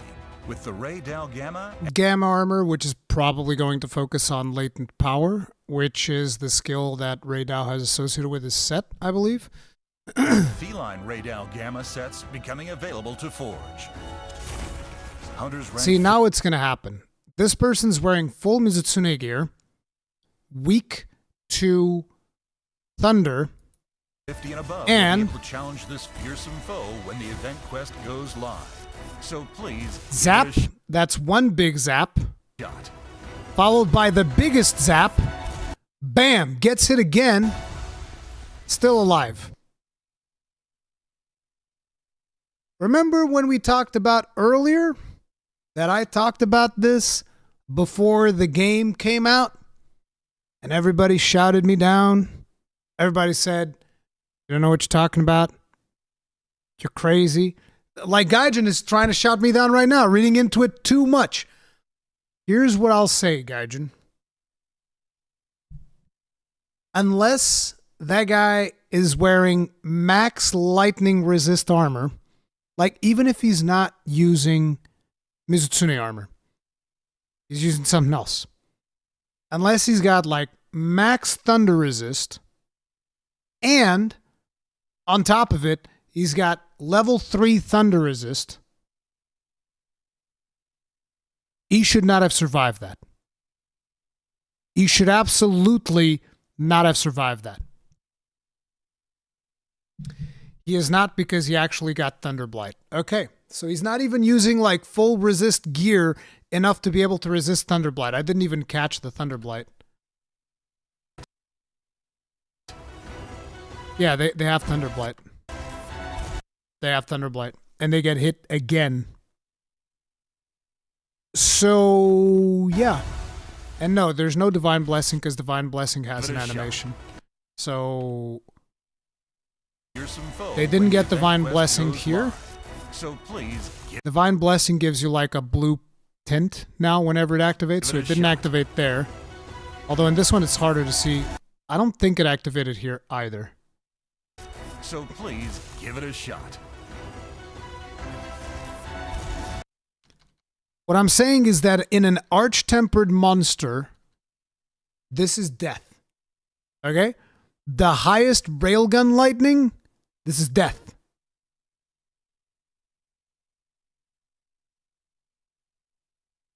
God mode to show off monster?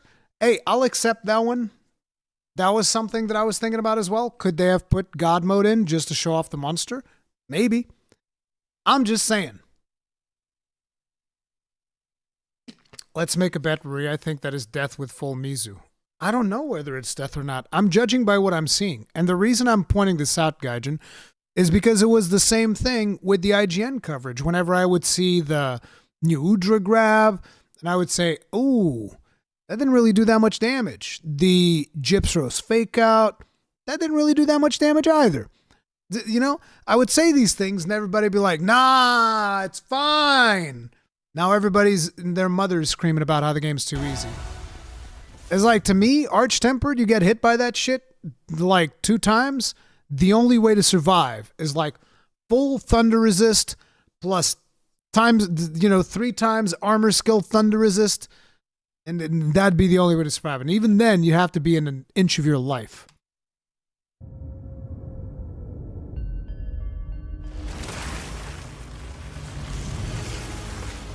Hunters experienced the power of Zoshia just once. Worry, it's a trailer. Come on.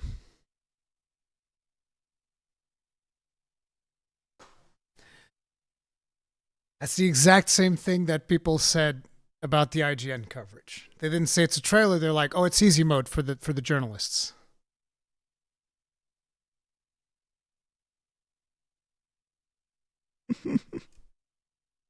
Maybe Moxie? Yeah, Moxie doesn't have like a is there like an animation thing that happens for Moxie or no? I forget.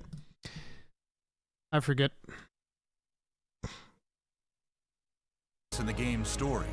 Now get the chance to fight this fearsome monster again. The Zoshia quest will be accessible after completing a mission that unlocks at Hunter rank 50. Zoshia strength 5, not even tempered.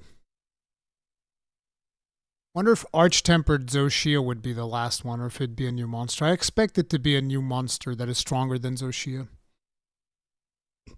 And can be selected in the environment overview. Zoshia will also appear. Although he gives the rewards of a tier 3 tempered. He gives the rewards of a max level tempered, so. During the Wyvern's Awakening in the ruins of Wyveria, and can be made into a quest. Use materials from Zoshi. I hope Capcom gets pissed off and makes the monsters insanely hard just so people shut up about it for once. Me too. You can add a +1 to that one. Apex Frenzied Zoshia. Friendzone Zoshia. Look at the choking at the throat design. To forge Hunter and Paladin. I like the armor design. I like that it changes based on the sheathing of the weapon. I've guys noticed the armor actually changes based on whether the weapon is sheathed or not. Like on the female version specifically, that's what spreads out the wings. The wings remind me a lot of Gore Magala, which I think is one of the only, not Gore, Shigaru Magala, which I think is the only other set that has wings.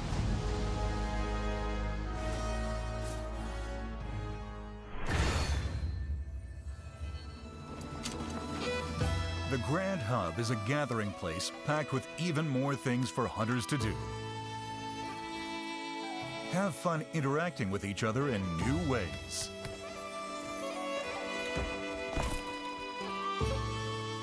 Roll barrel bombs into targets in the new minigame Barrel Bowling. Play to earn useful items and pendants for your hunts. Barrel bowling vouchers can be obtained in many ways, such as via login bonuses. This will be very limited The then. Grand Hub has long served as a place of worship to the people of Suja. At night, you may find the Diva singing an offering.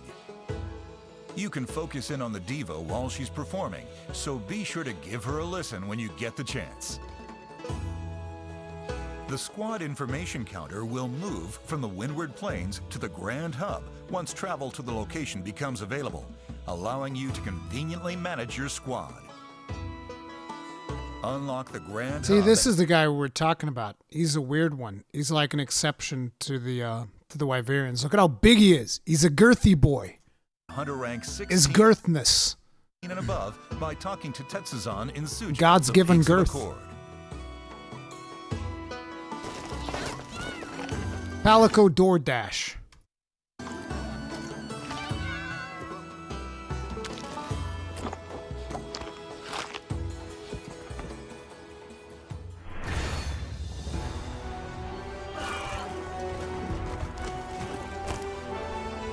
Compete with hunters across the world for the fastest completion times in the newly added Arena Quests.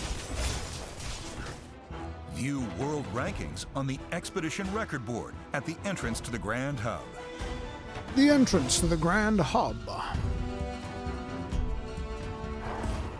Challenge quests and free challenge quests will also be available as limited time event quests. Fight to shave down your time and earn the highest rank possible.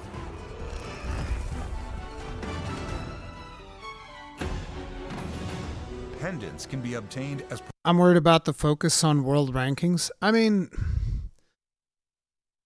unfortunately, people will always cheat nowadays. That's the reason why I can't really take any of this stuff too seriously. But at the end of the day, Capcom should still add this stuff into the game. But it's like, you can't stop cheaters. You can't stop them. It is what it is. People are always going to cheat. Because some people are fucking scum. It's just that simple. Some people are scum. They're scum. And therefore, they need to cheat. There's no stopping this. You can do whatever the hell you want. It doesn't matter. Like, even earlier this morning, I was seeing on Twitter, they were promoting some Falcon horse shit piece of trash that you can put on your TV, and that will, like, automatically aim on FPS games for you. So it'll just do all of the aiming part of your FPS. And it's like, yeah, and this is on consoles, by the way. It's not even like, this isn't even on PC or anything. They were doing this on console. So it's like, yeah, there's you can't stop this. Can't stop it. It's just always going to happen no matter what we do.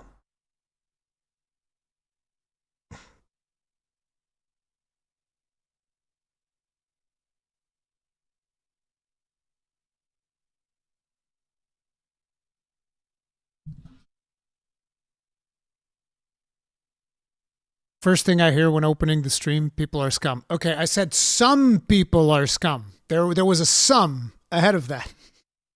Some people are scum. Friends ranking would be the best. Yes. Absolutely. Friends ranking would work the best. Because usually that's the way that I tend to play the game. It's like friends and people that are in chat and stuff. That's usually the way we play. Because usually we don't get a lot of cheaters in here. So yeah.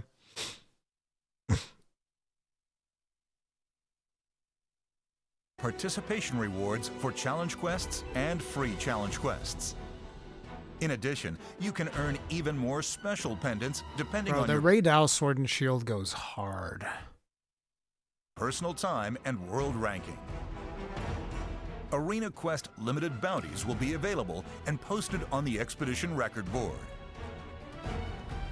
Arena quests and challenge quests must be fought with predetermined equipment and are for up to 2 players. Free challenge quests are also being introduced in Wilds. These quests have no equipment limits and are for up to 4 players. For any of these quests... Wait, I wanted to... So, why is Arch-Tempered Raid Owl only 3 strength? How do we feel about that? What hunter rank is Rui? I don't know. Somewhere below 200, I think. Thing is, whenever I play Monster Hunter Wilds, I have to spend a lot of time in the training area practicing weapons that I don't even feel like playing because I want to make the guides. Maybe you can get 3 to 5 on him. I don't know. Because this is a pre-made quest. I don't think this will change. I think that just means they can go up to 5 strength. Well, how are you going to make them go up to 5? This is a pre-made quest. His strength is not going to change. Yeah, this Raid Owl is in an arena. Well, actually, no, it's not an arena. It is a challenge quest, but it's not in the arena. It's in the plains. This isn't going to change. It's just always going to be strength 3. That's something I'm a little bit concerned about. Maybe event quest is harder? Who says we're getting an event quest? For all we know, this is the only quest we're getting. I don't know. We'll have to see.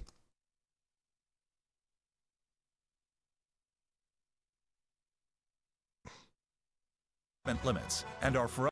It has an arena icon on the special? Yeah, I know.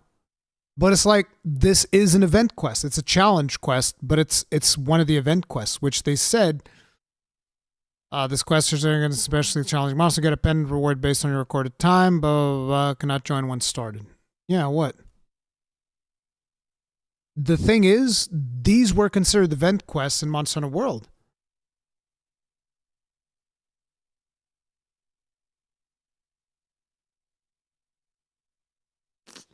So I don't know.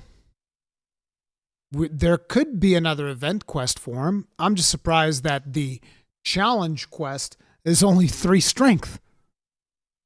This is not an arena quest. This is a free challenge quest, which technically you get it from the arena guy, but you're not fighting him in an arena. Up to 4 players.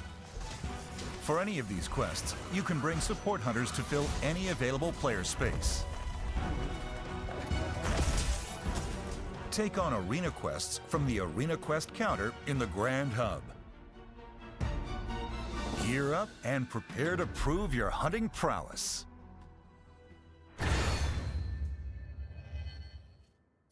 Change Alma's outfit from the appearance menu at camps. Now the rest of this is mostly just like DLC stuff. An outfit for Let me just Alma take a will quick be bio. available for I'll be free. right back.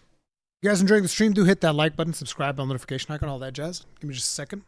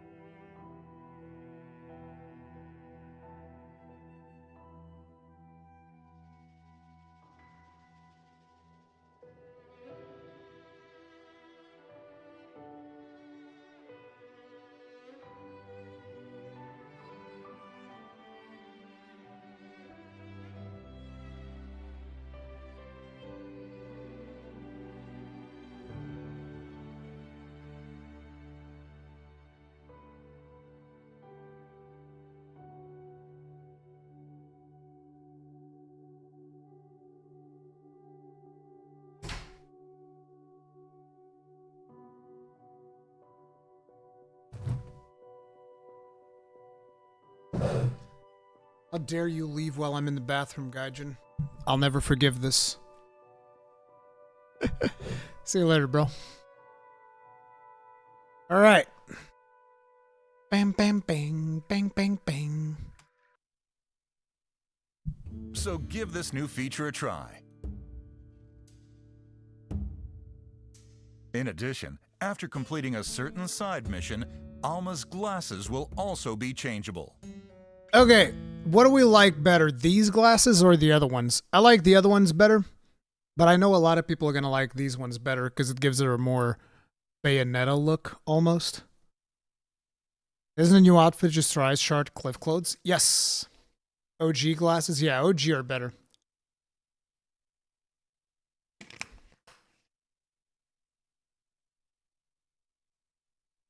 Give me strategist for myself. What are the chances they will adjust status effects in Title Update 1? They're currently non-existing. What do you mean non-existent? Oh, mean against the players? I would expect those to bump up way more, but we'll see. I'm turning glasses off so she looks like World Handler. Damn, she needs new personality. You take that back. You take that back right now. The crap, dude? Nothing but her glasses on. Okay. Bonk. Wait, I have it here. Bonk. You go to horny jail.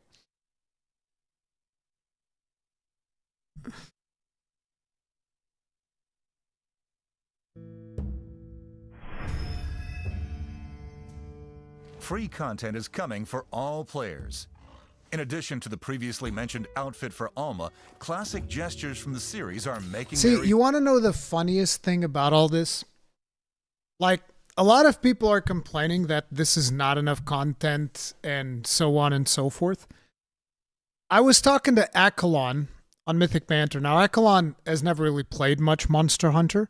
He has an idea, but he doesn't know that much about it. And he watched the title update. His first question to his chat was like, oh, this is really cool. How much is it going to cost? And then when his chat told him that it was free, he was like, I don't believe you. It's just like... So it's funny that for people in our community, a lot of people are comfortable saying, oh, it's not enough. Not enough content. There's just not enough content. People outside of the Monster Hunter community are going like, wait, you guys are getting what? Wait, how much? For free? Imagine people who play Assassin's Creed. They're going like, wait, you guys get stuff for free? Wait, what? That's fucking crazy, dude. That's crazy, dude. Oh, man, it was funny. Return. These offerings will be available in the store for free. Cosmetic And then DLC obviously the Pack cosmetic 1 DLC will be pack. launching alongside this update. Premium Deluxe Edition and Cosmetic DLC pass holders can download this. I'm actually not a fan of this armor. I don't know. It doesn't really say much to me. Reminds me a little bit of the Admiral set that we got in, I guess it's got like the colors of the Admiral set from Sunbreak, kinda. But like the rest of the set isn't really Admiral-like, so I don't know. Looks like it's the same for male and female. Cosmetic DLC Pack 1 will be launching alongside this We got update. a tiara here. I'm not a big fan of this thing on Sacred. I mean, you can probably make it mix and match the colors way better and it'll look good. But I don't know, it makes the Sacred look too diabolical. Definitely don't like the Elvish horn thing either. Premium Deluxe Edition and Cosmetic DLC pass holders can download this content immediately This is cool though. upon release. The some of these gestures is cool. And this one that apparently requires 2 hunters, this one's cool too. I don't know about the little spirit thing. This one's dirty and it's Gaijin's fault. This one's Gaijin's fault. I'm blaming Gaijin all day for this one. If you're still in chat, Gaijin, this is your fault. The fact that this is paid, it's your fault. In addition, Everybody new knows camp it. gear options are being added.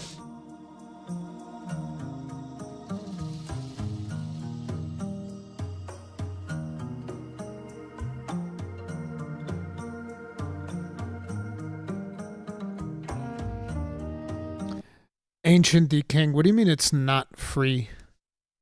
I mean the cosmetic DLC pack is not free, but the rest of it is. All of the gameplay content's free.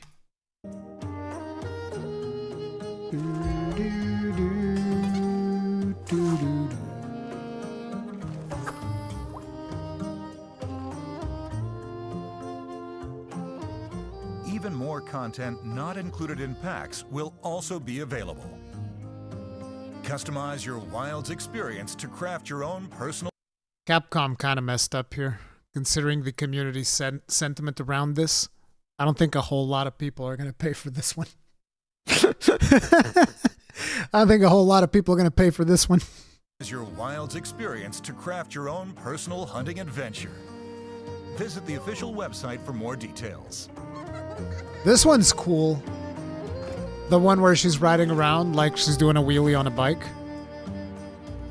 That Gunlance pose is pretty badass too.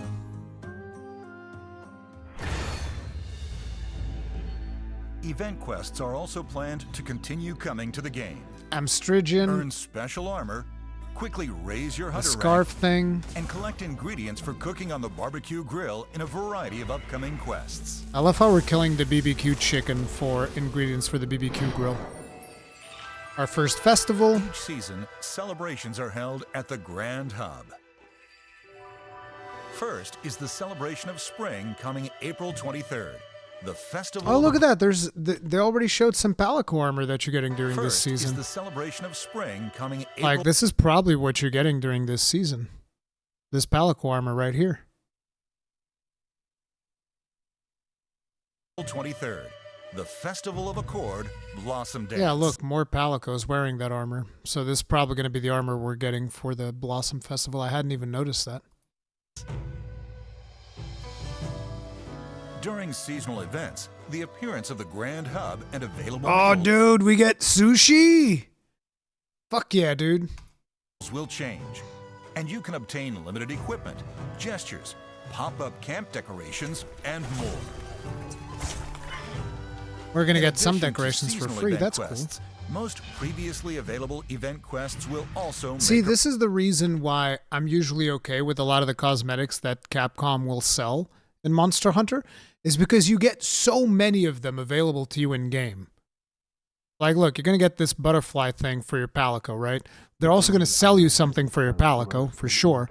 But usually it is of comparable quality. And the only time where I felt like we didn't get items of comparable quality in-game was when we got the stuffed animal weapons and the Lost Code weapons. Because the Lost Code weapons had unique sheathing animation. I was like, we need to have some weapons in the game that also have unique sheathing animations so that Lost Code weapons isn't the only way of getting it.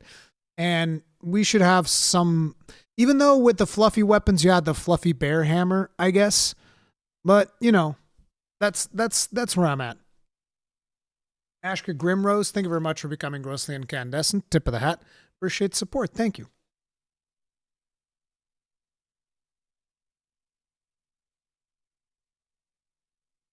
Those were in Rise, right? Yeah, those were in Rise.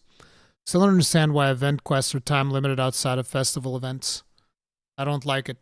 Because, like, listen, there are two ways of doing this. Which is, you have the Rise way, or the way that it's been every time before Monster Hunter World, which is you just get the quest and you have it there forever, which is fine. But the thing is, doing it that way doesn't necessarily mean that people are coming in and doing these quests. They'll come in, they'll download the quests, they might not do them, they might do them at a later time. It's fair. I'm not saying that's wrong. I'm saying these are the two ways of doing it. The other way is you have these being seasonal and limited, and you'll have way more people logging into the game so that there's more concurrent players, so that it shoots up in Steam concurrency and all of that stuff, and there's increased chance of getting more sales of the game. But it also feels like a more meaningful community event because everybody's coming together to do these events. So, you know, it is what it is. These are two different ways of doing things. I'm not necessarily in favor of one over the other. I think I like the community feeling of it more, but I'm also a content creator, so having more people interested at that time, there's going to be an inherent bias there. But I like the feeling of the community coming together to do these quests at a certain specific time. It's like, hey, it's springtime, Blossom Festival, let's go. Then it's summertime, whatever the summer festival happens to be, let's go. It'll be fun. But yeah, I get it. People with more demanding work schedules and stuff like that, it's rougher for them. But the one thing that we have to remember is by the time they're done, you know, doing all of the additions to the game and stuff, and it goes into maintenance mode, these events are going to be cycling all the time like they are in World Iceborne right now, and you're just going to have them available all the time anyway. So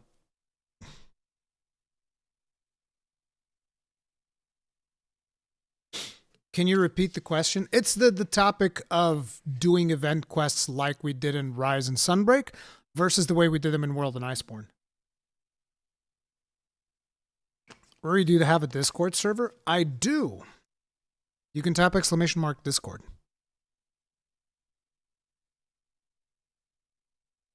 I'm lucky to catch a few streams now. Work is not forgiving. Yep, I get you. To seasonal event quests, most previously available event quests will also make a return. Come join the celebrations at the Grand Hub. Is the bot dead? Bro, what is wrong with Stream Elements? What the fuck? Bro, Stream Elements has been so annoying. I think I need to go back to Streamlabs. Like, this is crazy. Every time there's something wrong with the fucking bot.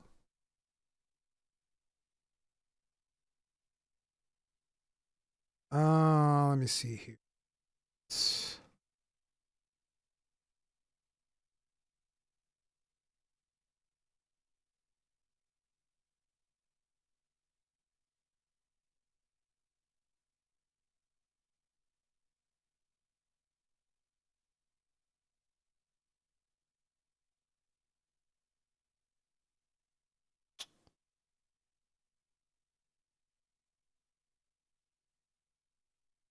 There, I'll just copy paste the thing.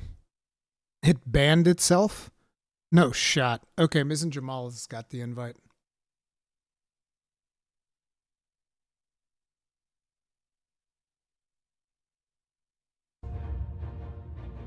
Allow me to go over the schedule of the upcoming content. So, again, in the beginning, it's going to be Mizutsune, Zoshia, Grand Hub, Arena Quest. This is all coming up on Friday, this Friday, probably like Thursday late night, and I will probably be streaming it Thursday late night. And then afterwards, on April 22nd, we get the Festival of Chord Blossom Dance, and on 29th, we get Arch-Tempered Ray Dao, and then at the end of May, we get a Capcom collaboration. Now, the thing to me is, and this was the same thing that I said when we were reacting to this live, for the people who happen to have missed that or whatever, the thing to me is, with the Festival of Accord, I'm expecting them to bring out some event quests that are going to be way harder. Something that will actually have people feeling like they need to play with other players in order to succeed. Because if they don't do that, I think it will be very hard to keep people super interested in the event. We need harder quests for this thing. That's the biggest thing that I will say. So like, Mizutsune needs to be hard, Zoshia needs to be hard, these arena quests need to be hard, because otherwise the Grand Hub, you know, people are going to go in there, boom, boom, boom, boom, kill everything, 1 hour, be done, exit out. Which is the thing. Like, I would expect Festival of Accord Blossom Dance to bring out some harder quests, kind of like hazard quests that we got in Monster Hunter Rise. So we'll see. But that would be my expectation, and that would be my biggest wish. Give us something hard.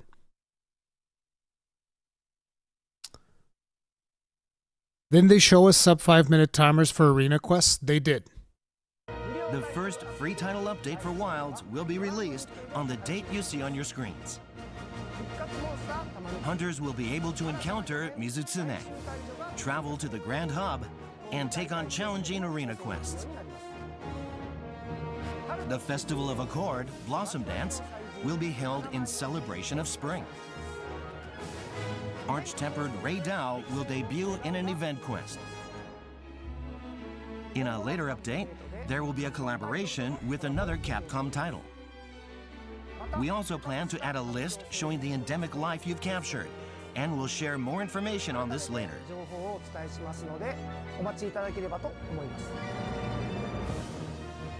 Thank you for tuning in to today's announcement. For more information about the first title update, please check our official website and social media. Also, I'm happy to announce that we're planning a second title update for Wilds for summer. Please look forward to hearing more details about it from us in the future. Thank you for playing Monster Hunter Wilds, and I hope you continue to enjoy the game. Now let's wrap this up as we always do. Happy hunting! And then they gave us the big drop, the big mic drop.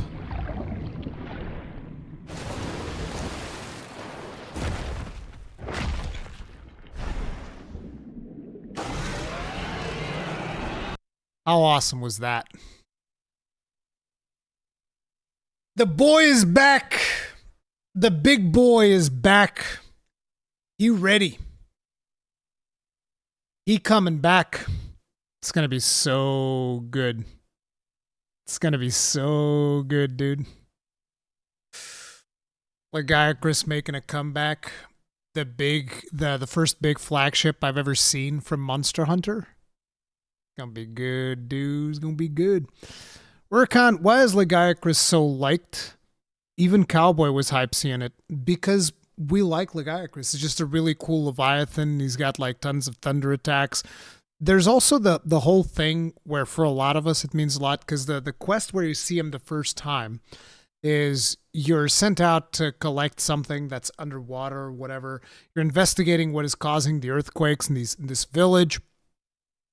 And you go down there, and then suddenly you're underwater, and this thing is running down there trying to fucking murder you. And it's just really cool. It's just a really cool moment. I don't know how else to explain it. For me, that is what it is. I love Legiacris because it was one of the first times that I actually felt fear in Monster Hunter. Because the first Monster Hunter I played was Try, and I didn't like it, but I still experienced this moment of fear where I'm like, underwater, I have no idea what I'm doing. I'm supposed to be collecting these things, and there's this super vicious monster down there ready to just maul me. Yeah, monster guts. That's what you were doing. You have to like kill fish, right? You kill fish and carve fish. It was really cool. It was really cool. Expectation on Lagi is through the roof. Yeah, exactly. People have been wanting Lagi since forever. So yeah, that's the thing. He's like one of the really, really cool Leviathans.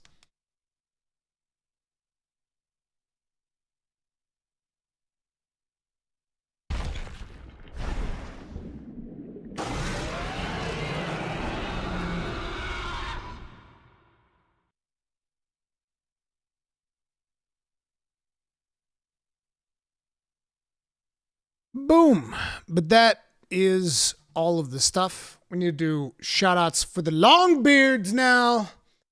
Saphirian, James Cheek 7507, Astron R-Age, Angie, Chris Marks, Conpen V2, Victor Andre Angel, Dicey Danny, Azrael, Dr. Eisenhower, Sephiroth, Alan Miller, Shemi Power Totenheim, Sergio Alf 2, Drakmoth, Sangetsu, Waroi Soulmane, Star Kitsune, Mr. Wipeout, Jenny, Inquisitor Reed, Jojo Mojo 1512, Sierra 51, The Bug Shaker, Golf of Fajou, Eddie Arrow, D. Luffy, Killer X316, Chief Hellhunter, Hidden Aussie, Draxus K, Drakmoth, El Renato, Slam Iron, J. Walco 4, Inazuma, Senior Bacon, Sam Castellan, Devin Widener, Sherlock Para, Figster, Cold Brick, Red Pig Bank, Rambo the Nerd, Peg 83, Miz and Jamal, Angry Scott's Dad 23, Alex SSS, Robert 396, and Shelby Neko. Thank you very much for being grossly incandescent. As Longbeards, you Giga Chads. Tip of the hat. Appreciate the support. Thank you. Thank you, everybody, for the support. Appreciate that. And all the Iron Breakers and everybody just watching. Appreciate you. Now, we are swapping things around. We're going to be rewatching the Dawn of the Hunt. Going to be pausing along the way. This is another game that's getting another update. If you guys never heard about Path of Exile, in my opinion, Path of Exile 2 is currently the best ARPG out there. I had a blast playing the, I was going to say release, not really release, it's the early access of Path of Exile 2. And now we're getting a massive content update, which coincidentally is exactly on the same day as Monster Hunter Wilds update, which kind of sucks. I wish they would have made it like a week after or something like that, so that we'd have time to enjoy the Title 1 update and then enjoy this. So obviously I'm going to be covering Monster Hunter first, but I'm also going to be covering this maybe a little bit later, maybe shortly after. I don't know exactly when it's going to be, but it's like both of these games are phenomenal, and I want PoE 2 to also be a staple here in the channel. Funny the Path of Exile 2 is an early access and is still better than Diablo 4. Is that actually funny? Because as a big Diablo fanboy, I think that's actually kind of sad. But yeah.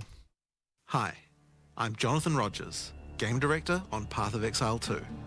Welcome to GGG Live. Oh, lore-wise, Well, absolutely. it's been a little over 3 months since we launched Early Access, so it's about time for our first major content update.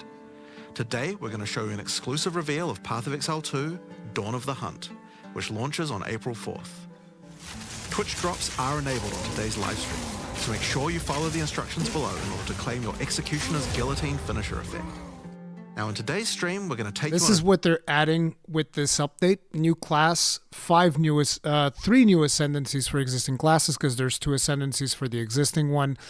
Character system improvements, endgame improvements, new endgame content. deep dive into the new Dawn of the Hunt update. We'll cover a new class, 5 new ascendancy classes, and huge expansions on character systems like unique items and support gems. After that, it's on to the endgame improvements, including changes to systems, a bunch of new encounters, and lots of other content.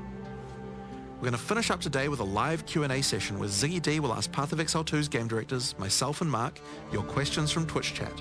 Now we have a lot to cover today.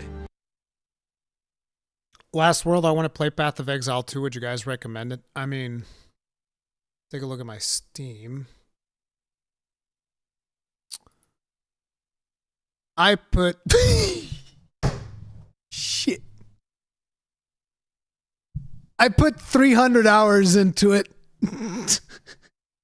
Considering that you can play this game by just paying $30. Yeah, I think it's worth it. By the way, I put 300 hours into it, and I kind of like stopped because I had to do coverage on other titles, because I could have put like 300 hours more easily. So it's like, yeah, I think I'd recommend it. Yep. And this was before the update we're getting now. I actually upgraded my, what do you call it? Founders pack, whatever the fuck. I upgraded mine to the $100 version. Not even because I wanted anything else. I was like, no, I think you guys just deserve more money for the amount of playtime I put into this goddamn game. That was ridiculous. We were addicted to this last year. It was insane. Yeah, I know that's small fry for this game. Absolutely. Yeah, I agree. So let's get started with a trailer for Path of Exile 2. The update is free, yes. Everything gameplay wise that will come out for this game is going to be free, including the game itself. So if you don't even want to play it right now, you can wait until they release and then the game will be free. And you don't even have to pay anything. And the only thing that they do sell you that can be, you can consider that affects gameplay is they sell you stash tabs. But even that, I don't think it's as big of a deal as a lot of people make it out to be. But obviously, if you're playing the game for a long period of time, you'll want to get some stash tabs because they add a lot of quality of life. Are guided by the spirit. It provides prey, shelter, even love. Question is now how many hours in Wilds? I think I have like 200. 218. The difference is Wilds came out like a month ago, whereas Path of Exile came out in November. It's a little bit different. These are nowhere close yet. But for me, one day, all that were changed.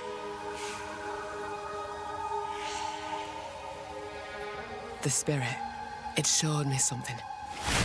Something forbidden. And to defend all I loved, I used it.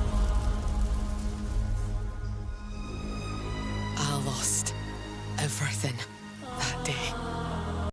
Can I play 2 without playing 1? Is it connected? While the lore is connected, you can play 2 without playing 1. And 1 doesn't necessarily make a good job of telling its story. So if you just want to get the story, I'd actually recommend watching the lore synopsis videos from Talkative Try, because he goes over a lot of the lore in the game in those videos, and they are very, very comprehensive, and they give you all the basics of what you need to know ahead of Path of Exile 2. And it's easier than playing through the whole game, in my opinion. This class reminds me of the Huntress boss you encounter in Loathsome and Remnant 2. Remember, Ruri? I do, but she had more moon symbology. But fate weren't finished with me yet.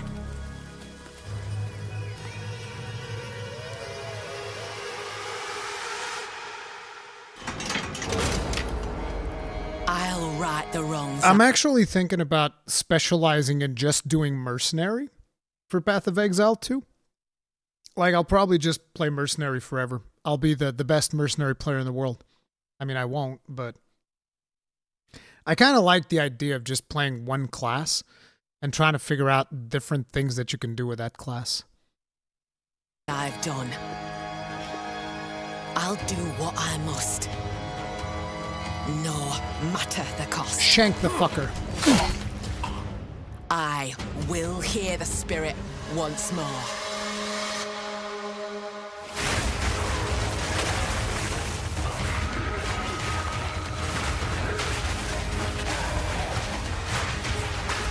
Were those explosive javelins that she did right there? Sounds good.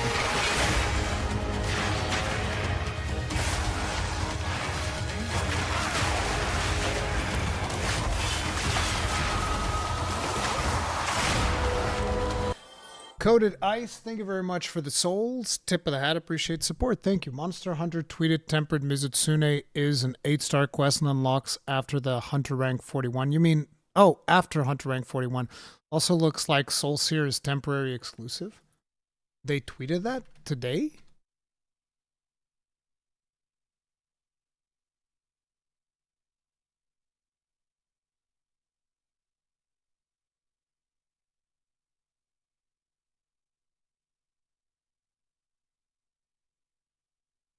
Also in free title update 1, Mizutsune can appear as a tempered 8-star quest with crucial rewards helpful for your endgame Ardean weapon sets. Hunters need to be Hunter rank 41 to take on this quest.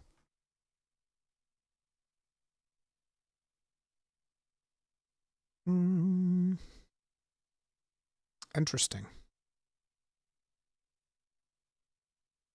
Yeah, we saw Soul Seer in the trailer. And she has a sacred. Everybody has a sacred. The funny thing about the sacred is that this sacred, which is called a Roa, can only be used. I mean, everybody can use it, but you can only use it in combat if you're ranged.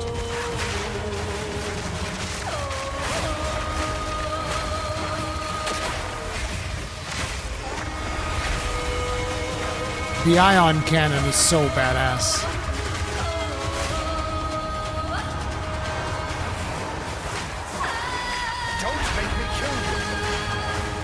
Shall bathe in your blood. 100 new support gems. 100 new uniques. New ascension classes. New endgame mechanics.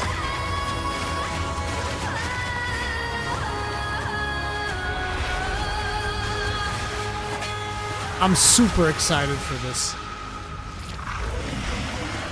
I also kind of want to check out that blacksmith class, though. The blacksmith class looks badass.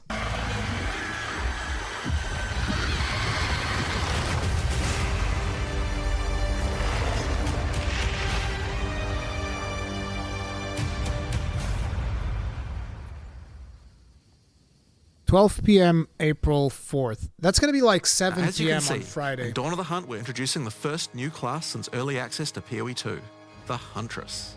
The Huntress is a spear-wielding Asmeri warrior. Born into a society with strict traditions, she was exiled from her homeland after using the power of a skill gem to defend her village. The Khan's Anvil As a special. dexterous True. spear user, she specializes in both melee and ranged combat, dashing into and out of battle. Spears have extended range and a short dash, but unlike other melee weapons, you can also throw them. In order to make a hybrid ranged and melee character work, we had to do a lot of thinking about ways to make it fun to both enter and exit melee range. The first skill you will get as a Huntress is Whirling Slash. As well as striking in a circle around you, this skill creates a whirlwind that blinds your enemies. Leaving the whirlwind will make it explode. The more Whirling Slash is used, the bigger the whirlwind, and the bigger the explosion. Once you're out of there, you'll want to follow up with something ranged. Whip your spear around to shoot twisters towards your foes. These twisters bounce off walls and can hit enemies multiple times.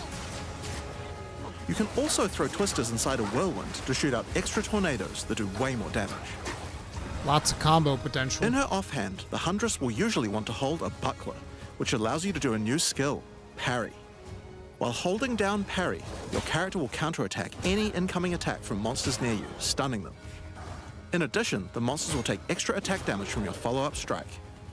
Parry Some feels specific like it's skills so are designed to overpowered. be used after a parry and have extra effects. Because like it's just better blocking, and the developers even admitted it too. Because in the Q&A, they're just like, yeah, when we developed parry, we realized that blocking just fucking sucks.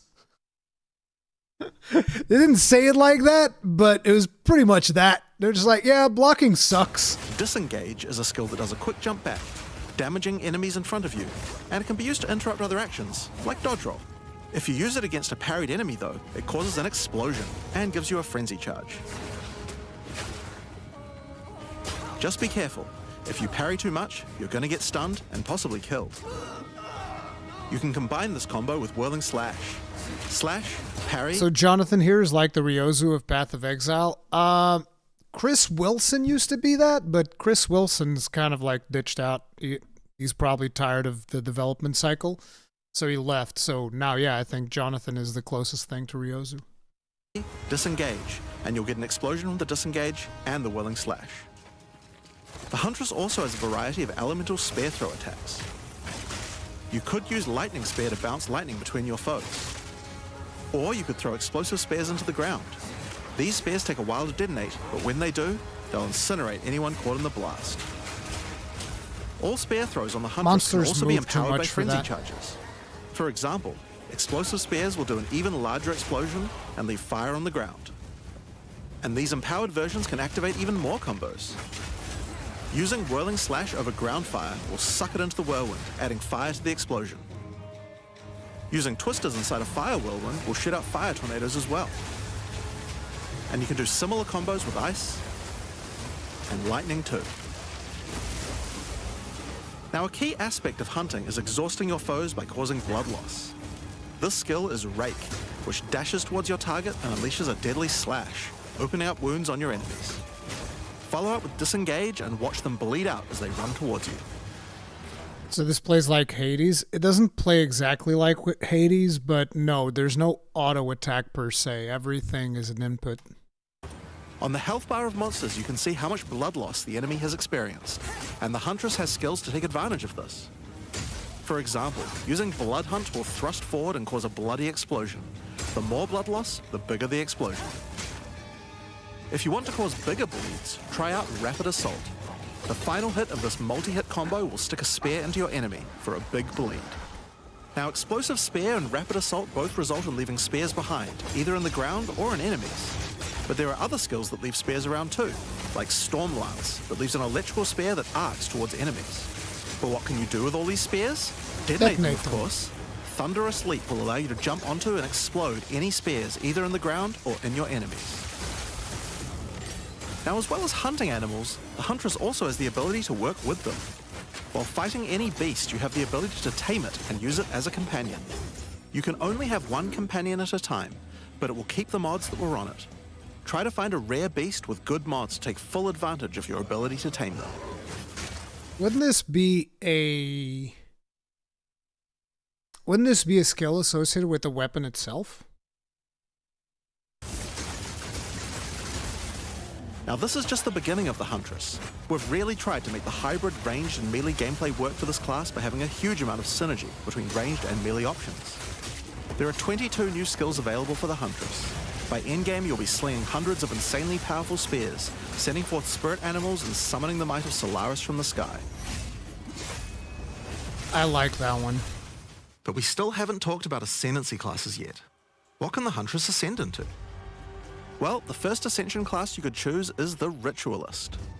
The Ritualist has embraced the darker side of his merry traditions by harnessing the power of animal sacrifice and plague.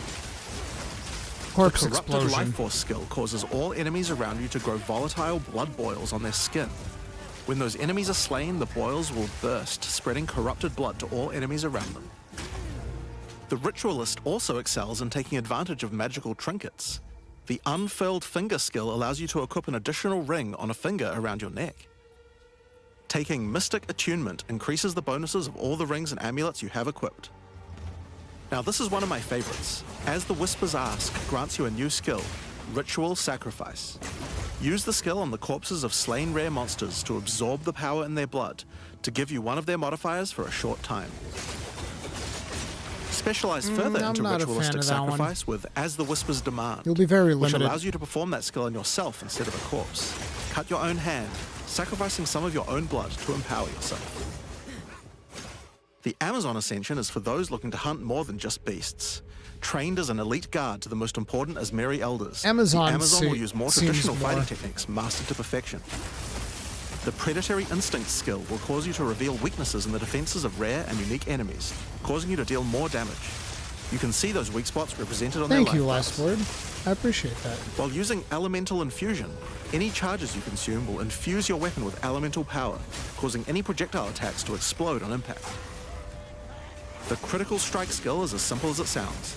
It takes your excess accuracy and gives it to you as critical strike chance. Additionally, you have Just skills like stack Mystic accuracy. Harvest, which allows your elemental damage to leech life, and as Merry Brew to be able to use either flask to restore both life and mana. So those are the two new ascendancies for the Huntress, but those are not the only ascendancies in Dawn of the Hunt. We've added a new ascension class for 3 of the other existing classes too.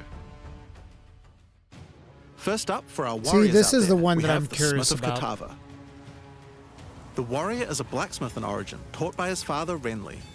With this ascension, you can take your smithing skills to new heights by embracing power from the insatiable one himself, Kitava.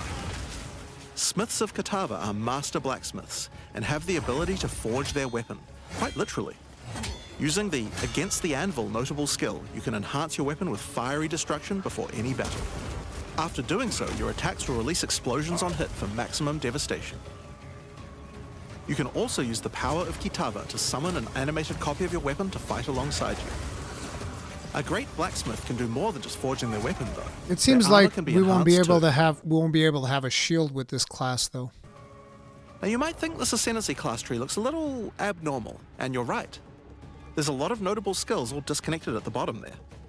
By taking this point here, which is free to assign, your character is unable to equip body armors with mods of any kind. So your body armor must be normal. Sounds like a downside, right? Except now in true blacksmith fashion, you get to craft your own body armor by taking those disconnected notables with your points. If This you want your this body seems armor to like a grant bad life, idea. take this notable. If you want resistances, take this one. There's so many choices. Think of it like you're crafting your own body armor, just in a more literal sense. Now, let's move on to those who prefer the reassuring feel of a crossbow in their hands, the mercenary. The reassuring feel of a crossbow in their hands. You mean one of the least used weapons in the game that jams all the time? Bro, this weapon jams so hard, it's so frustrating. You're going like, and then it's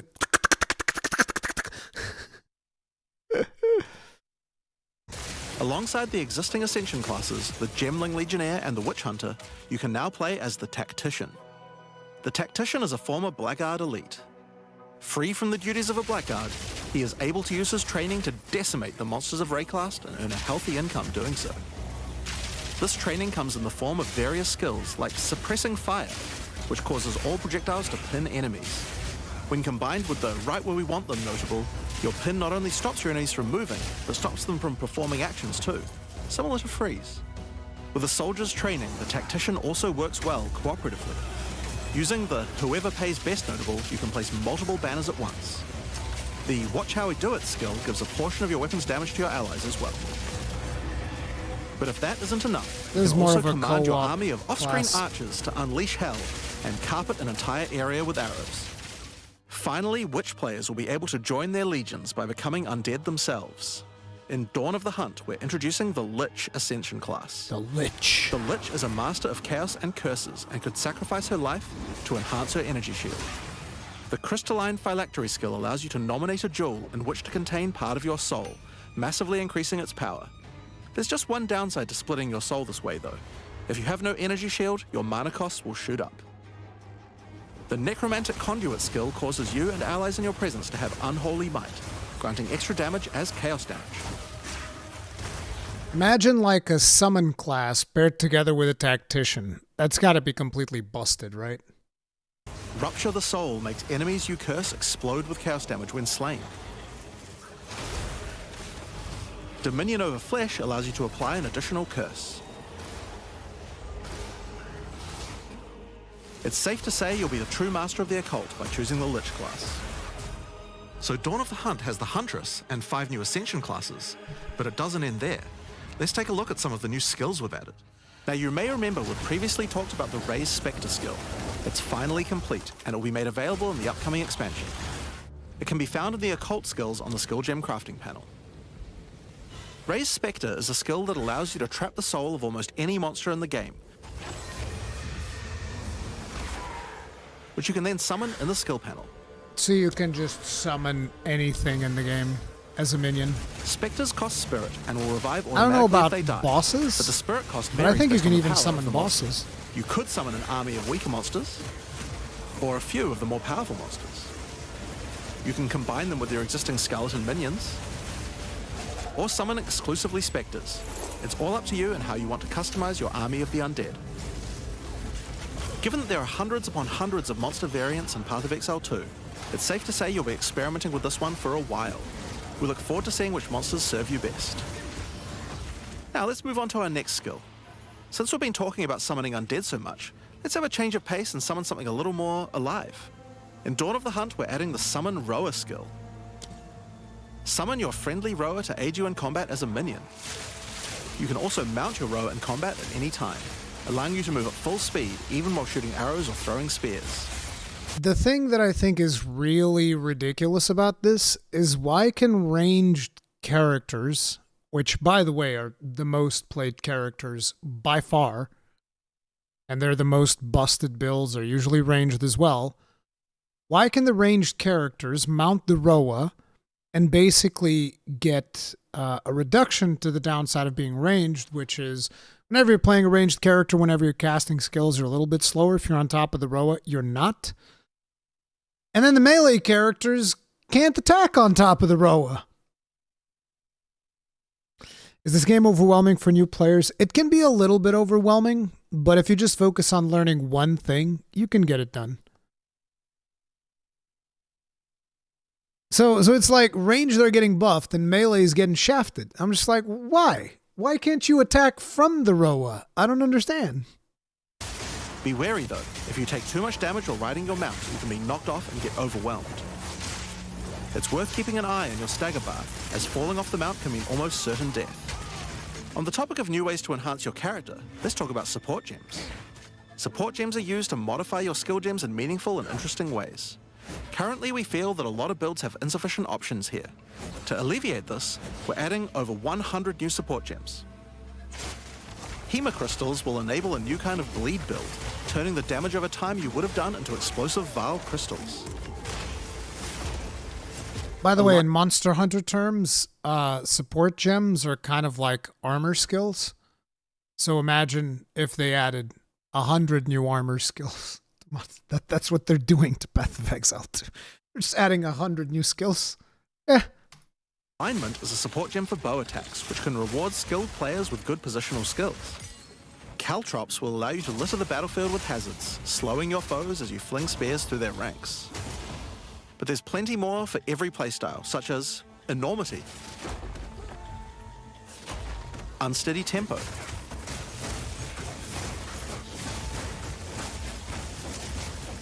profanity,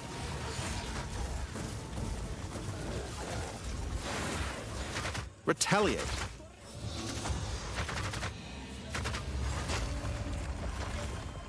Retaliate syzygy. seems interesting, Yep, that's a but real word.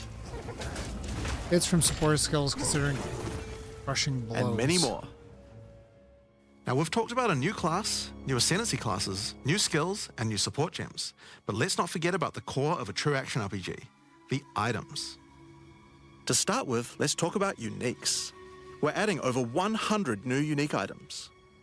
This time, we've made sure to add uniques with a focus on mid and end-game tiers to make sure there are more exciting items to find Which is for good, higher-level characters. because last Let's time look at some examples. they weren't so great. Embrace your inner Yeah, devil. let me actually pause on these. Fire resistance, chaos resistance, stun threshold, gain 1% damage of fire damage per 1% chance to block. Well, that's 26% more fire damage. This would be great if you're able to roll this with additional block chance. Assuming you're running a fire build. But the item itself looks phenomenal. With Chernobog's Pillar. It grants you a large amount of fire damage based on your block chance. The Coming Calamity allows you to become a true master of the elements, granting Level 19 Herald of Ash, level 19 Herald of Ice, level 19 Herald of Thunder. Well, what the fuck? Enemies in your presence have no elemental resistances. That's pretty crazy. you all 3 elemental herald skills without costing any spirit. At the same time, it penalizes enemy resistances. Waste Gate is a belt useful for builds. Maximum life, maximum mana, flask recovery rate. Life and mana flasks can be equipped in either slot. So you can go 2 health flasks and use blood magic. Using a single resource like blood magic or archmage builds. With this belt, you can use 2 life flasks or 2 mana flasks. It's up to you.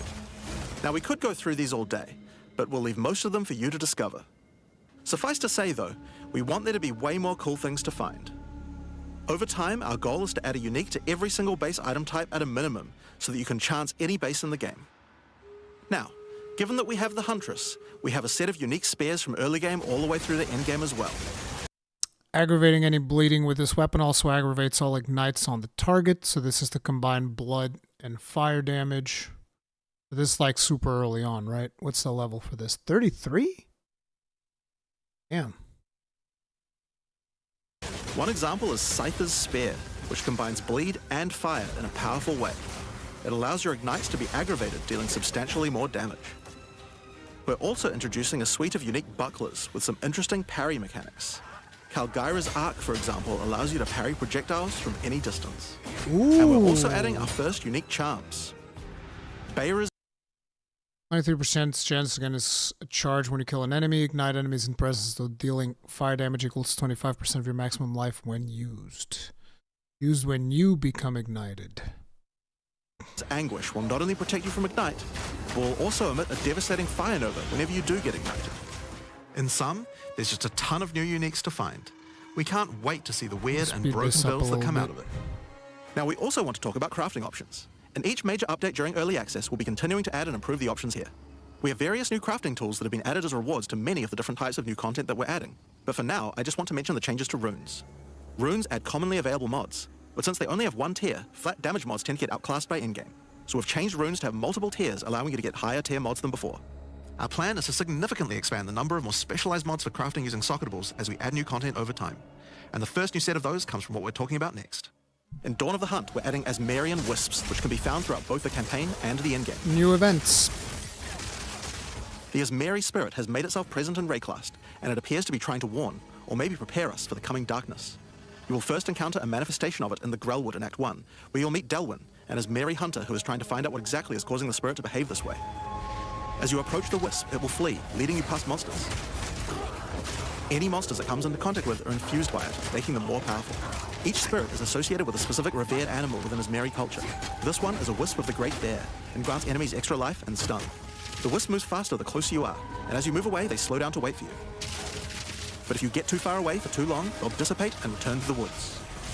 I kind of As you just want to continue play chase the wisp, it crossbow will find again. and possess a rare or unique monster, granting it a new powerful ability. Because this was a wisp of the Great Bear, this monster now also has increased life and stun. But on top of that, it will periodically summon a large spectral bear that slams with wild fury. If you're able to defeat this foe, you will be rewarded. For each monster that was infused and killed along the way, the rewards will be increased. Each wisp has its own mechanics. The Wisp of the Winter Owl is a primal wisp that causes enemies to deal extra cold damage, gain energy shield, and release wind vortices on death. When infusing a monster, they will call down large tornadoes to protect their host. The Wisp of the Wild Cat is a vivid wisp that causes affected monsters to deal more critical strikes and become more evasive.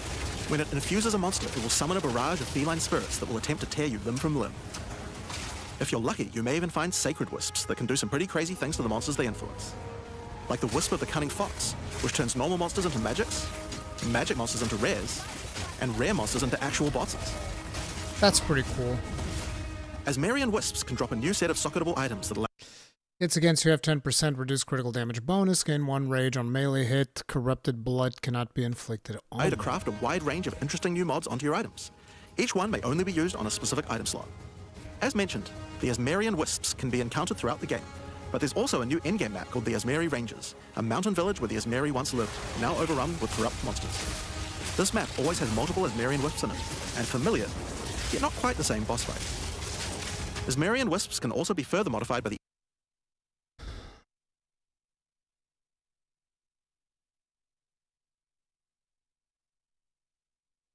What is this?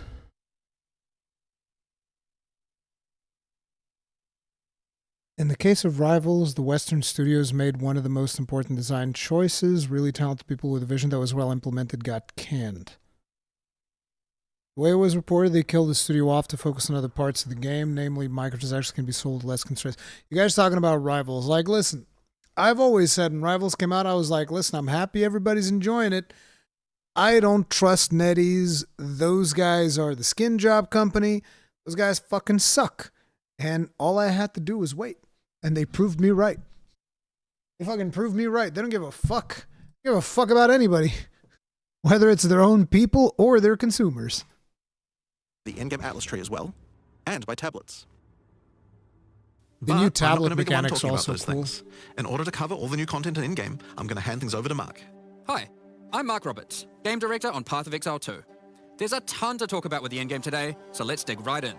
Path of Exile 2's early access began with a brand new endgame, and it was clear that it needed a lot of work.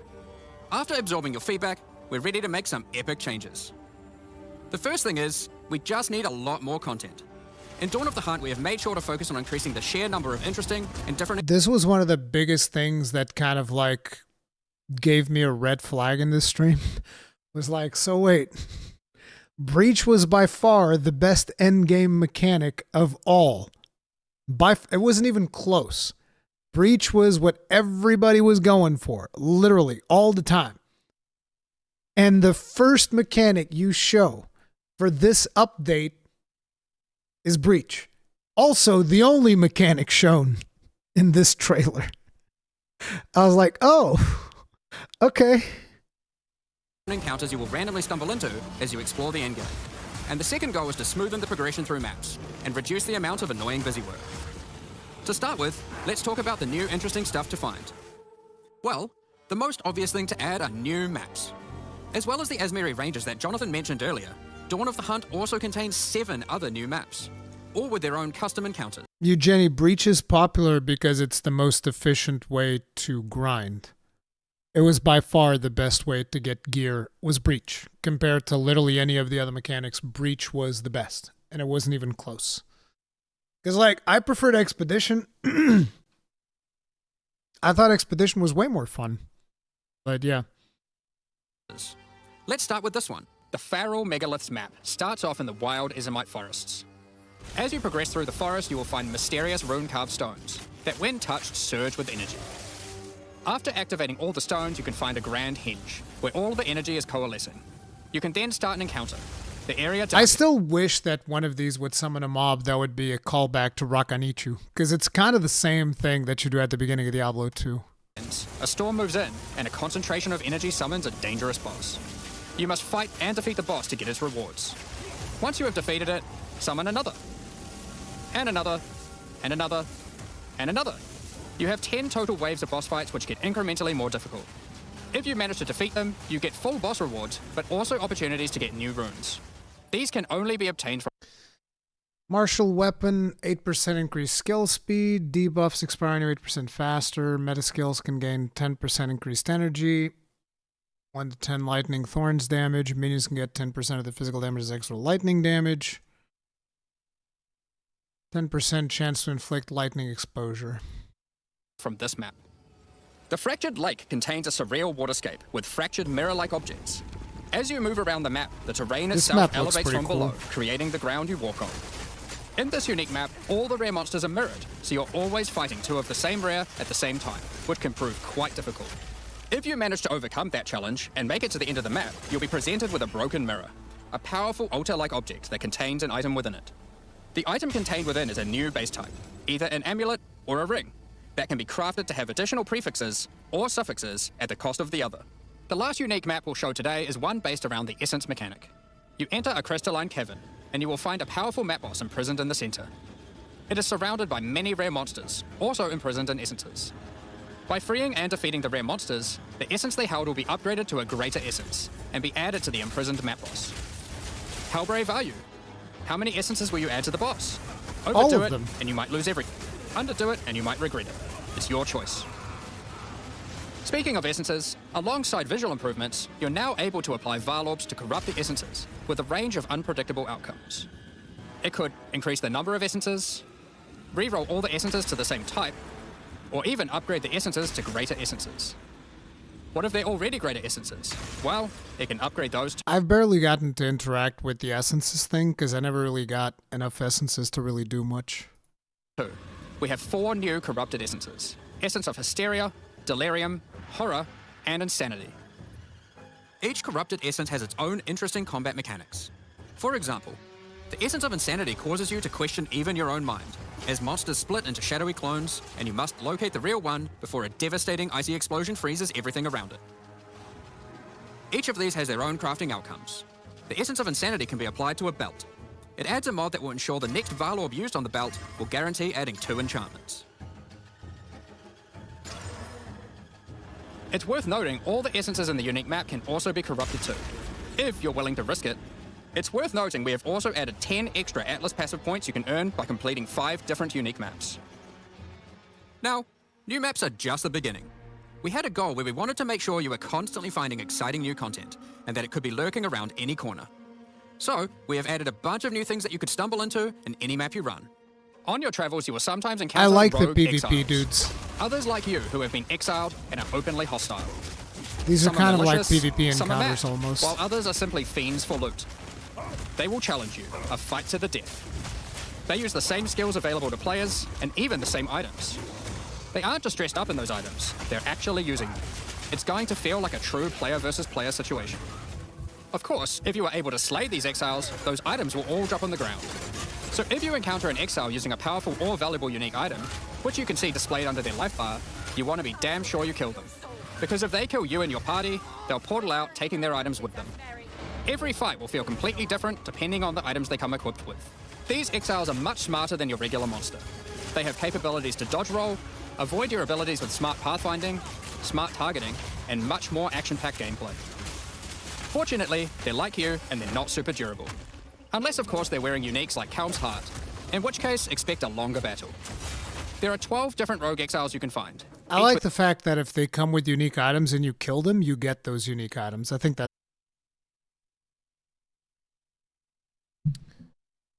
Okay, looks like we're back. Sorry about that. Stream went down for a couple of seconds. Specific corrupted outcome. You'll have to find the other 2 for yourself to see what they do. Now, let's talk about the introduction to the endgame. Upon starting the endgame, Doriani tasks you with cleansing corruption to help restore the land. However, in practice, the quest objective I like the idea that they're going for here with us changing our objectives based on the loot that we want to get. sent you on a grind to clear 15 maps. We wanted to make the quest to unlock your Atlas passives much more interesting. Now, Doriani is tasking you with a more specific objective. On the Atlas, you will find areas of corruption caused by the beast. In the center of each one, you will find a corrupted nexus, the source of the affliction. In the areas leading up to the nexus, you will notice that corruption spills out from slain enemies and amalgamates into powerful monsters. Corrupted maps existed on the Atlas before, but we've done significant work on improving these monsters. We've also done a full pass on the modifiers on these maps to make them more interesting and more rewarding. Once you reach the nexus, you will have a new task: cleanse the source of corruption. When you defeat the last rare in those maps, they will spawn one of 3 terrifying bosses, amalgamations of corruption itself. After defeating that boss, Doriani will come and cleanse the corruption for good.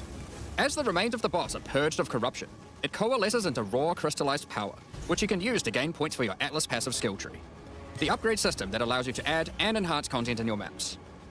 We didn't stop there though. When you complete a corrupted nexus, all of the remaining surrounding corrupted maps will become cleansed maps. Cleansed maps also have new monsters, a new boss, and their own set of modifiers and rewards, including finding fracturing orbs by slaying cleansed enemies.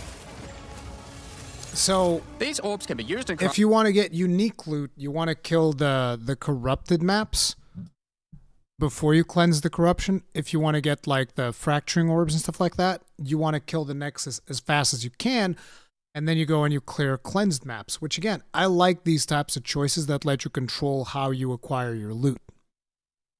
crafting on a rare item to cause one of its modifiers to become fractured.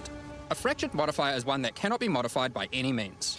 You are able to freely modify the item, ensuring the fractured modifier will never change. If you get the right Also item good. with the right mod, it can prove to be a very powerful crafting base indeed. You must now choose. Do you complete all the corrupted maps and then the Nexus?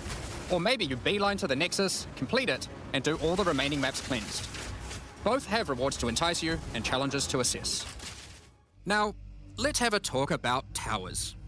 One thing we've had a lot of feedback on is the busy work around running towers and Changes managing in your towers tablets. are so good. The first change we've made here is that we have reduced the number of towers drastically. So there are now 1/3 as many as before, but we've made them much more powerful.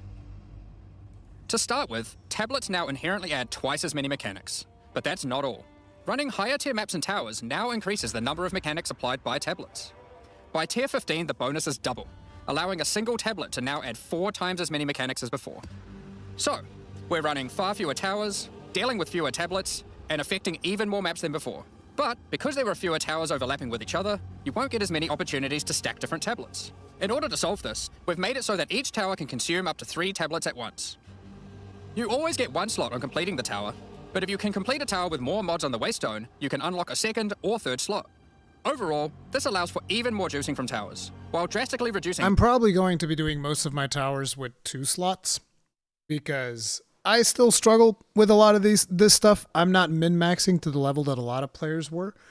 So I think that most towers giving me like 2 slabs is going to be good enough.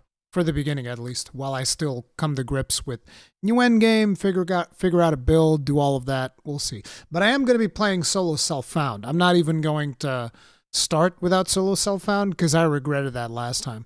I think solo self-found is inherently way more fun. The biggest thing is I wish they had a mode for solo self-found with friends, so that you could exchange with friends, but only within a certain group. I think that would be the best way of going about it. the amount of busy work you have to do. On top of that, towers are much more interesting maps because they can now spawn with all mechanics, including bosses. Each tower map has a new boss. Let's take a look at a couple here. The boss fight of the Alpine Ridge map has 2 powerful witches contesting for territory. One witch has an affinity for ice, the other fire. Who will win? Hopefully neither. The boss of the Sinking Spire map is a remnant of the Val that has been charged with lightning.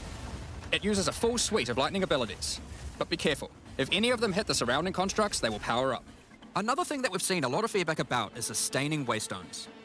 As we looked into it, we realized that the people who couldn't sustain waystones were dying a lot more than we had expected. And that made us realize something.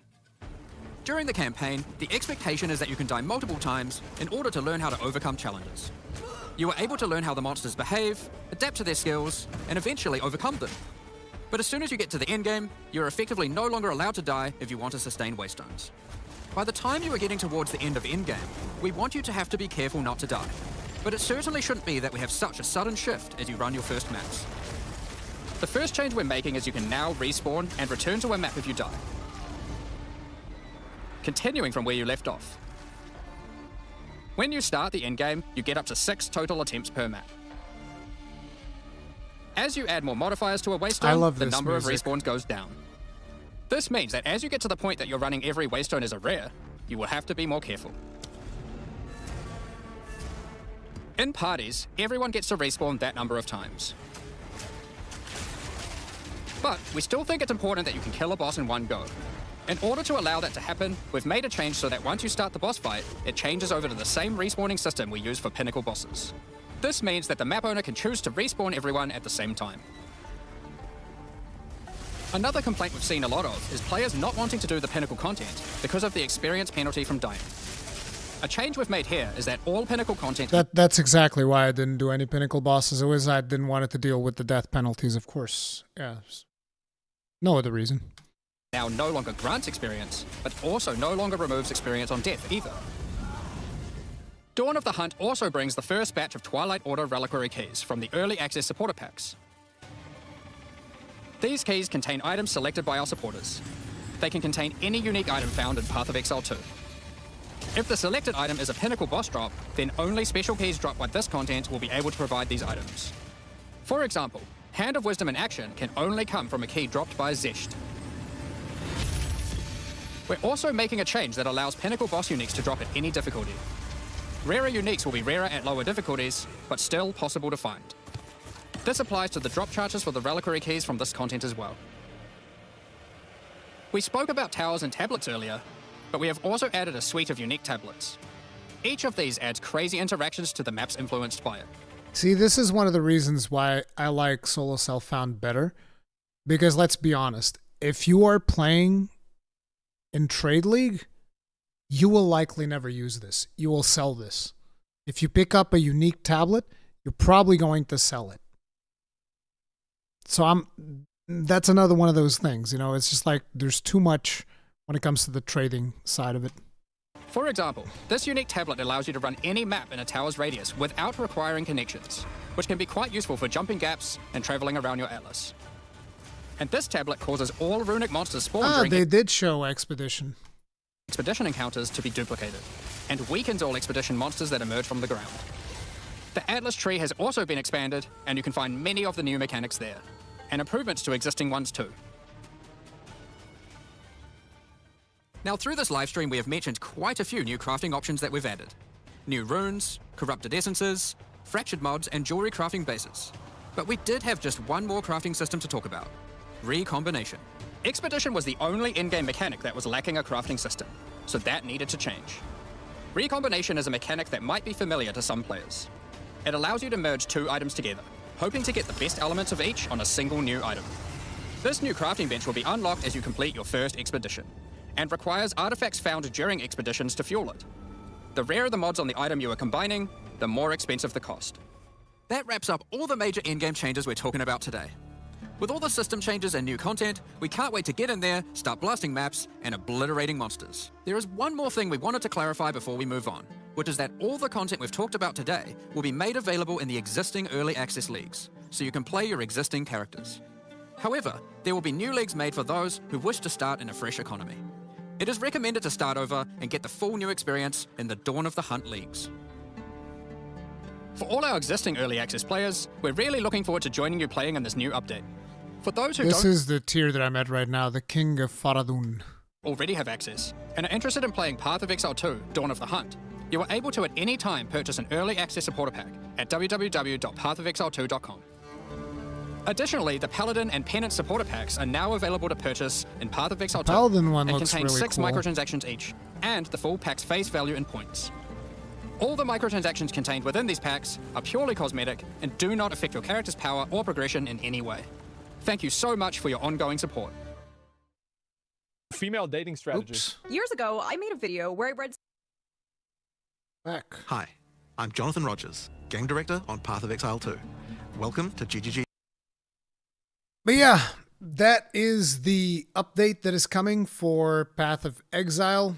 We're going to be checking both of these out, obviously. The Monster Hunter update, whenever that gets released. And eventually we'll get to the Path of Exile 2 update as well. I'm going to be making a brand new character. Still undecided as to whether I want to play the Blacksmith or if I want to play the Huntress even, or if I want to make another mercenary with spears or something. But yeah, I definitely am super excited to jump back in there. So you can expect some streams of that. But for now, that's going to be it. Mostly because my jaw hurts like a motherfucker. Which Friday, it kind of started acting up. And it seems like I got some wisdom tooth shenanigans going on. The thing is, I can't really get like any help during the weekend. So it's just like, you just have to deal with it, bro. You know, your wisdom tooth's acting up. That's too bad. It sucks. You have to deal with it during the weekend. And then on Monday, I might be able to like figure it out. We'll see. But I'm super excited to check these bad boys out. Next week, we also have another Conscast with Preach in the books. Hopefully, if everything goes according to plan on Monday, we'll be doing that. But yeah, any plans for Kazan in the next few days? I don't know, dude. Maluka kind of burned me out. It's like, I don't feel like sitting on stream for like 3 hours figuring out the patterns. I don't know. I don't know what I'm going to do with that. But, you know, maybe I'll practice it off stream, and then once I get the patterns down, I'll boot up the stream again. They'll be like, okay, we got the patterns down. Let's go kill it. I'm also considering just swapping from duels to spear. Kind of felt like I was doing much better with spear. Duels is definitely more challenging. So, yeah. Did you play Kingdom Come Deliverance 2? No, but I am going to play a first-person game at some point, which is that Tainted Grail game. I want to check that out. That one I want to check out. But for now, I'm going to be calling it here, guys. Thank you all very much for hanging out with me. If you guys enjoyed it, hit the like button. If you did not enjoy it, dislike button. Feedback is important. Love you guys. Subscribe, bell notification icon, all of that jazz. Like button, and I'll see you guys in the next one. Stay strong. Stay safe. Peace out.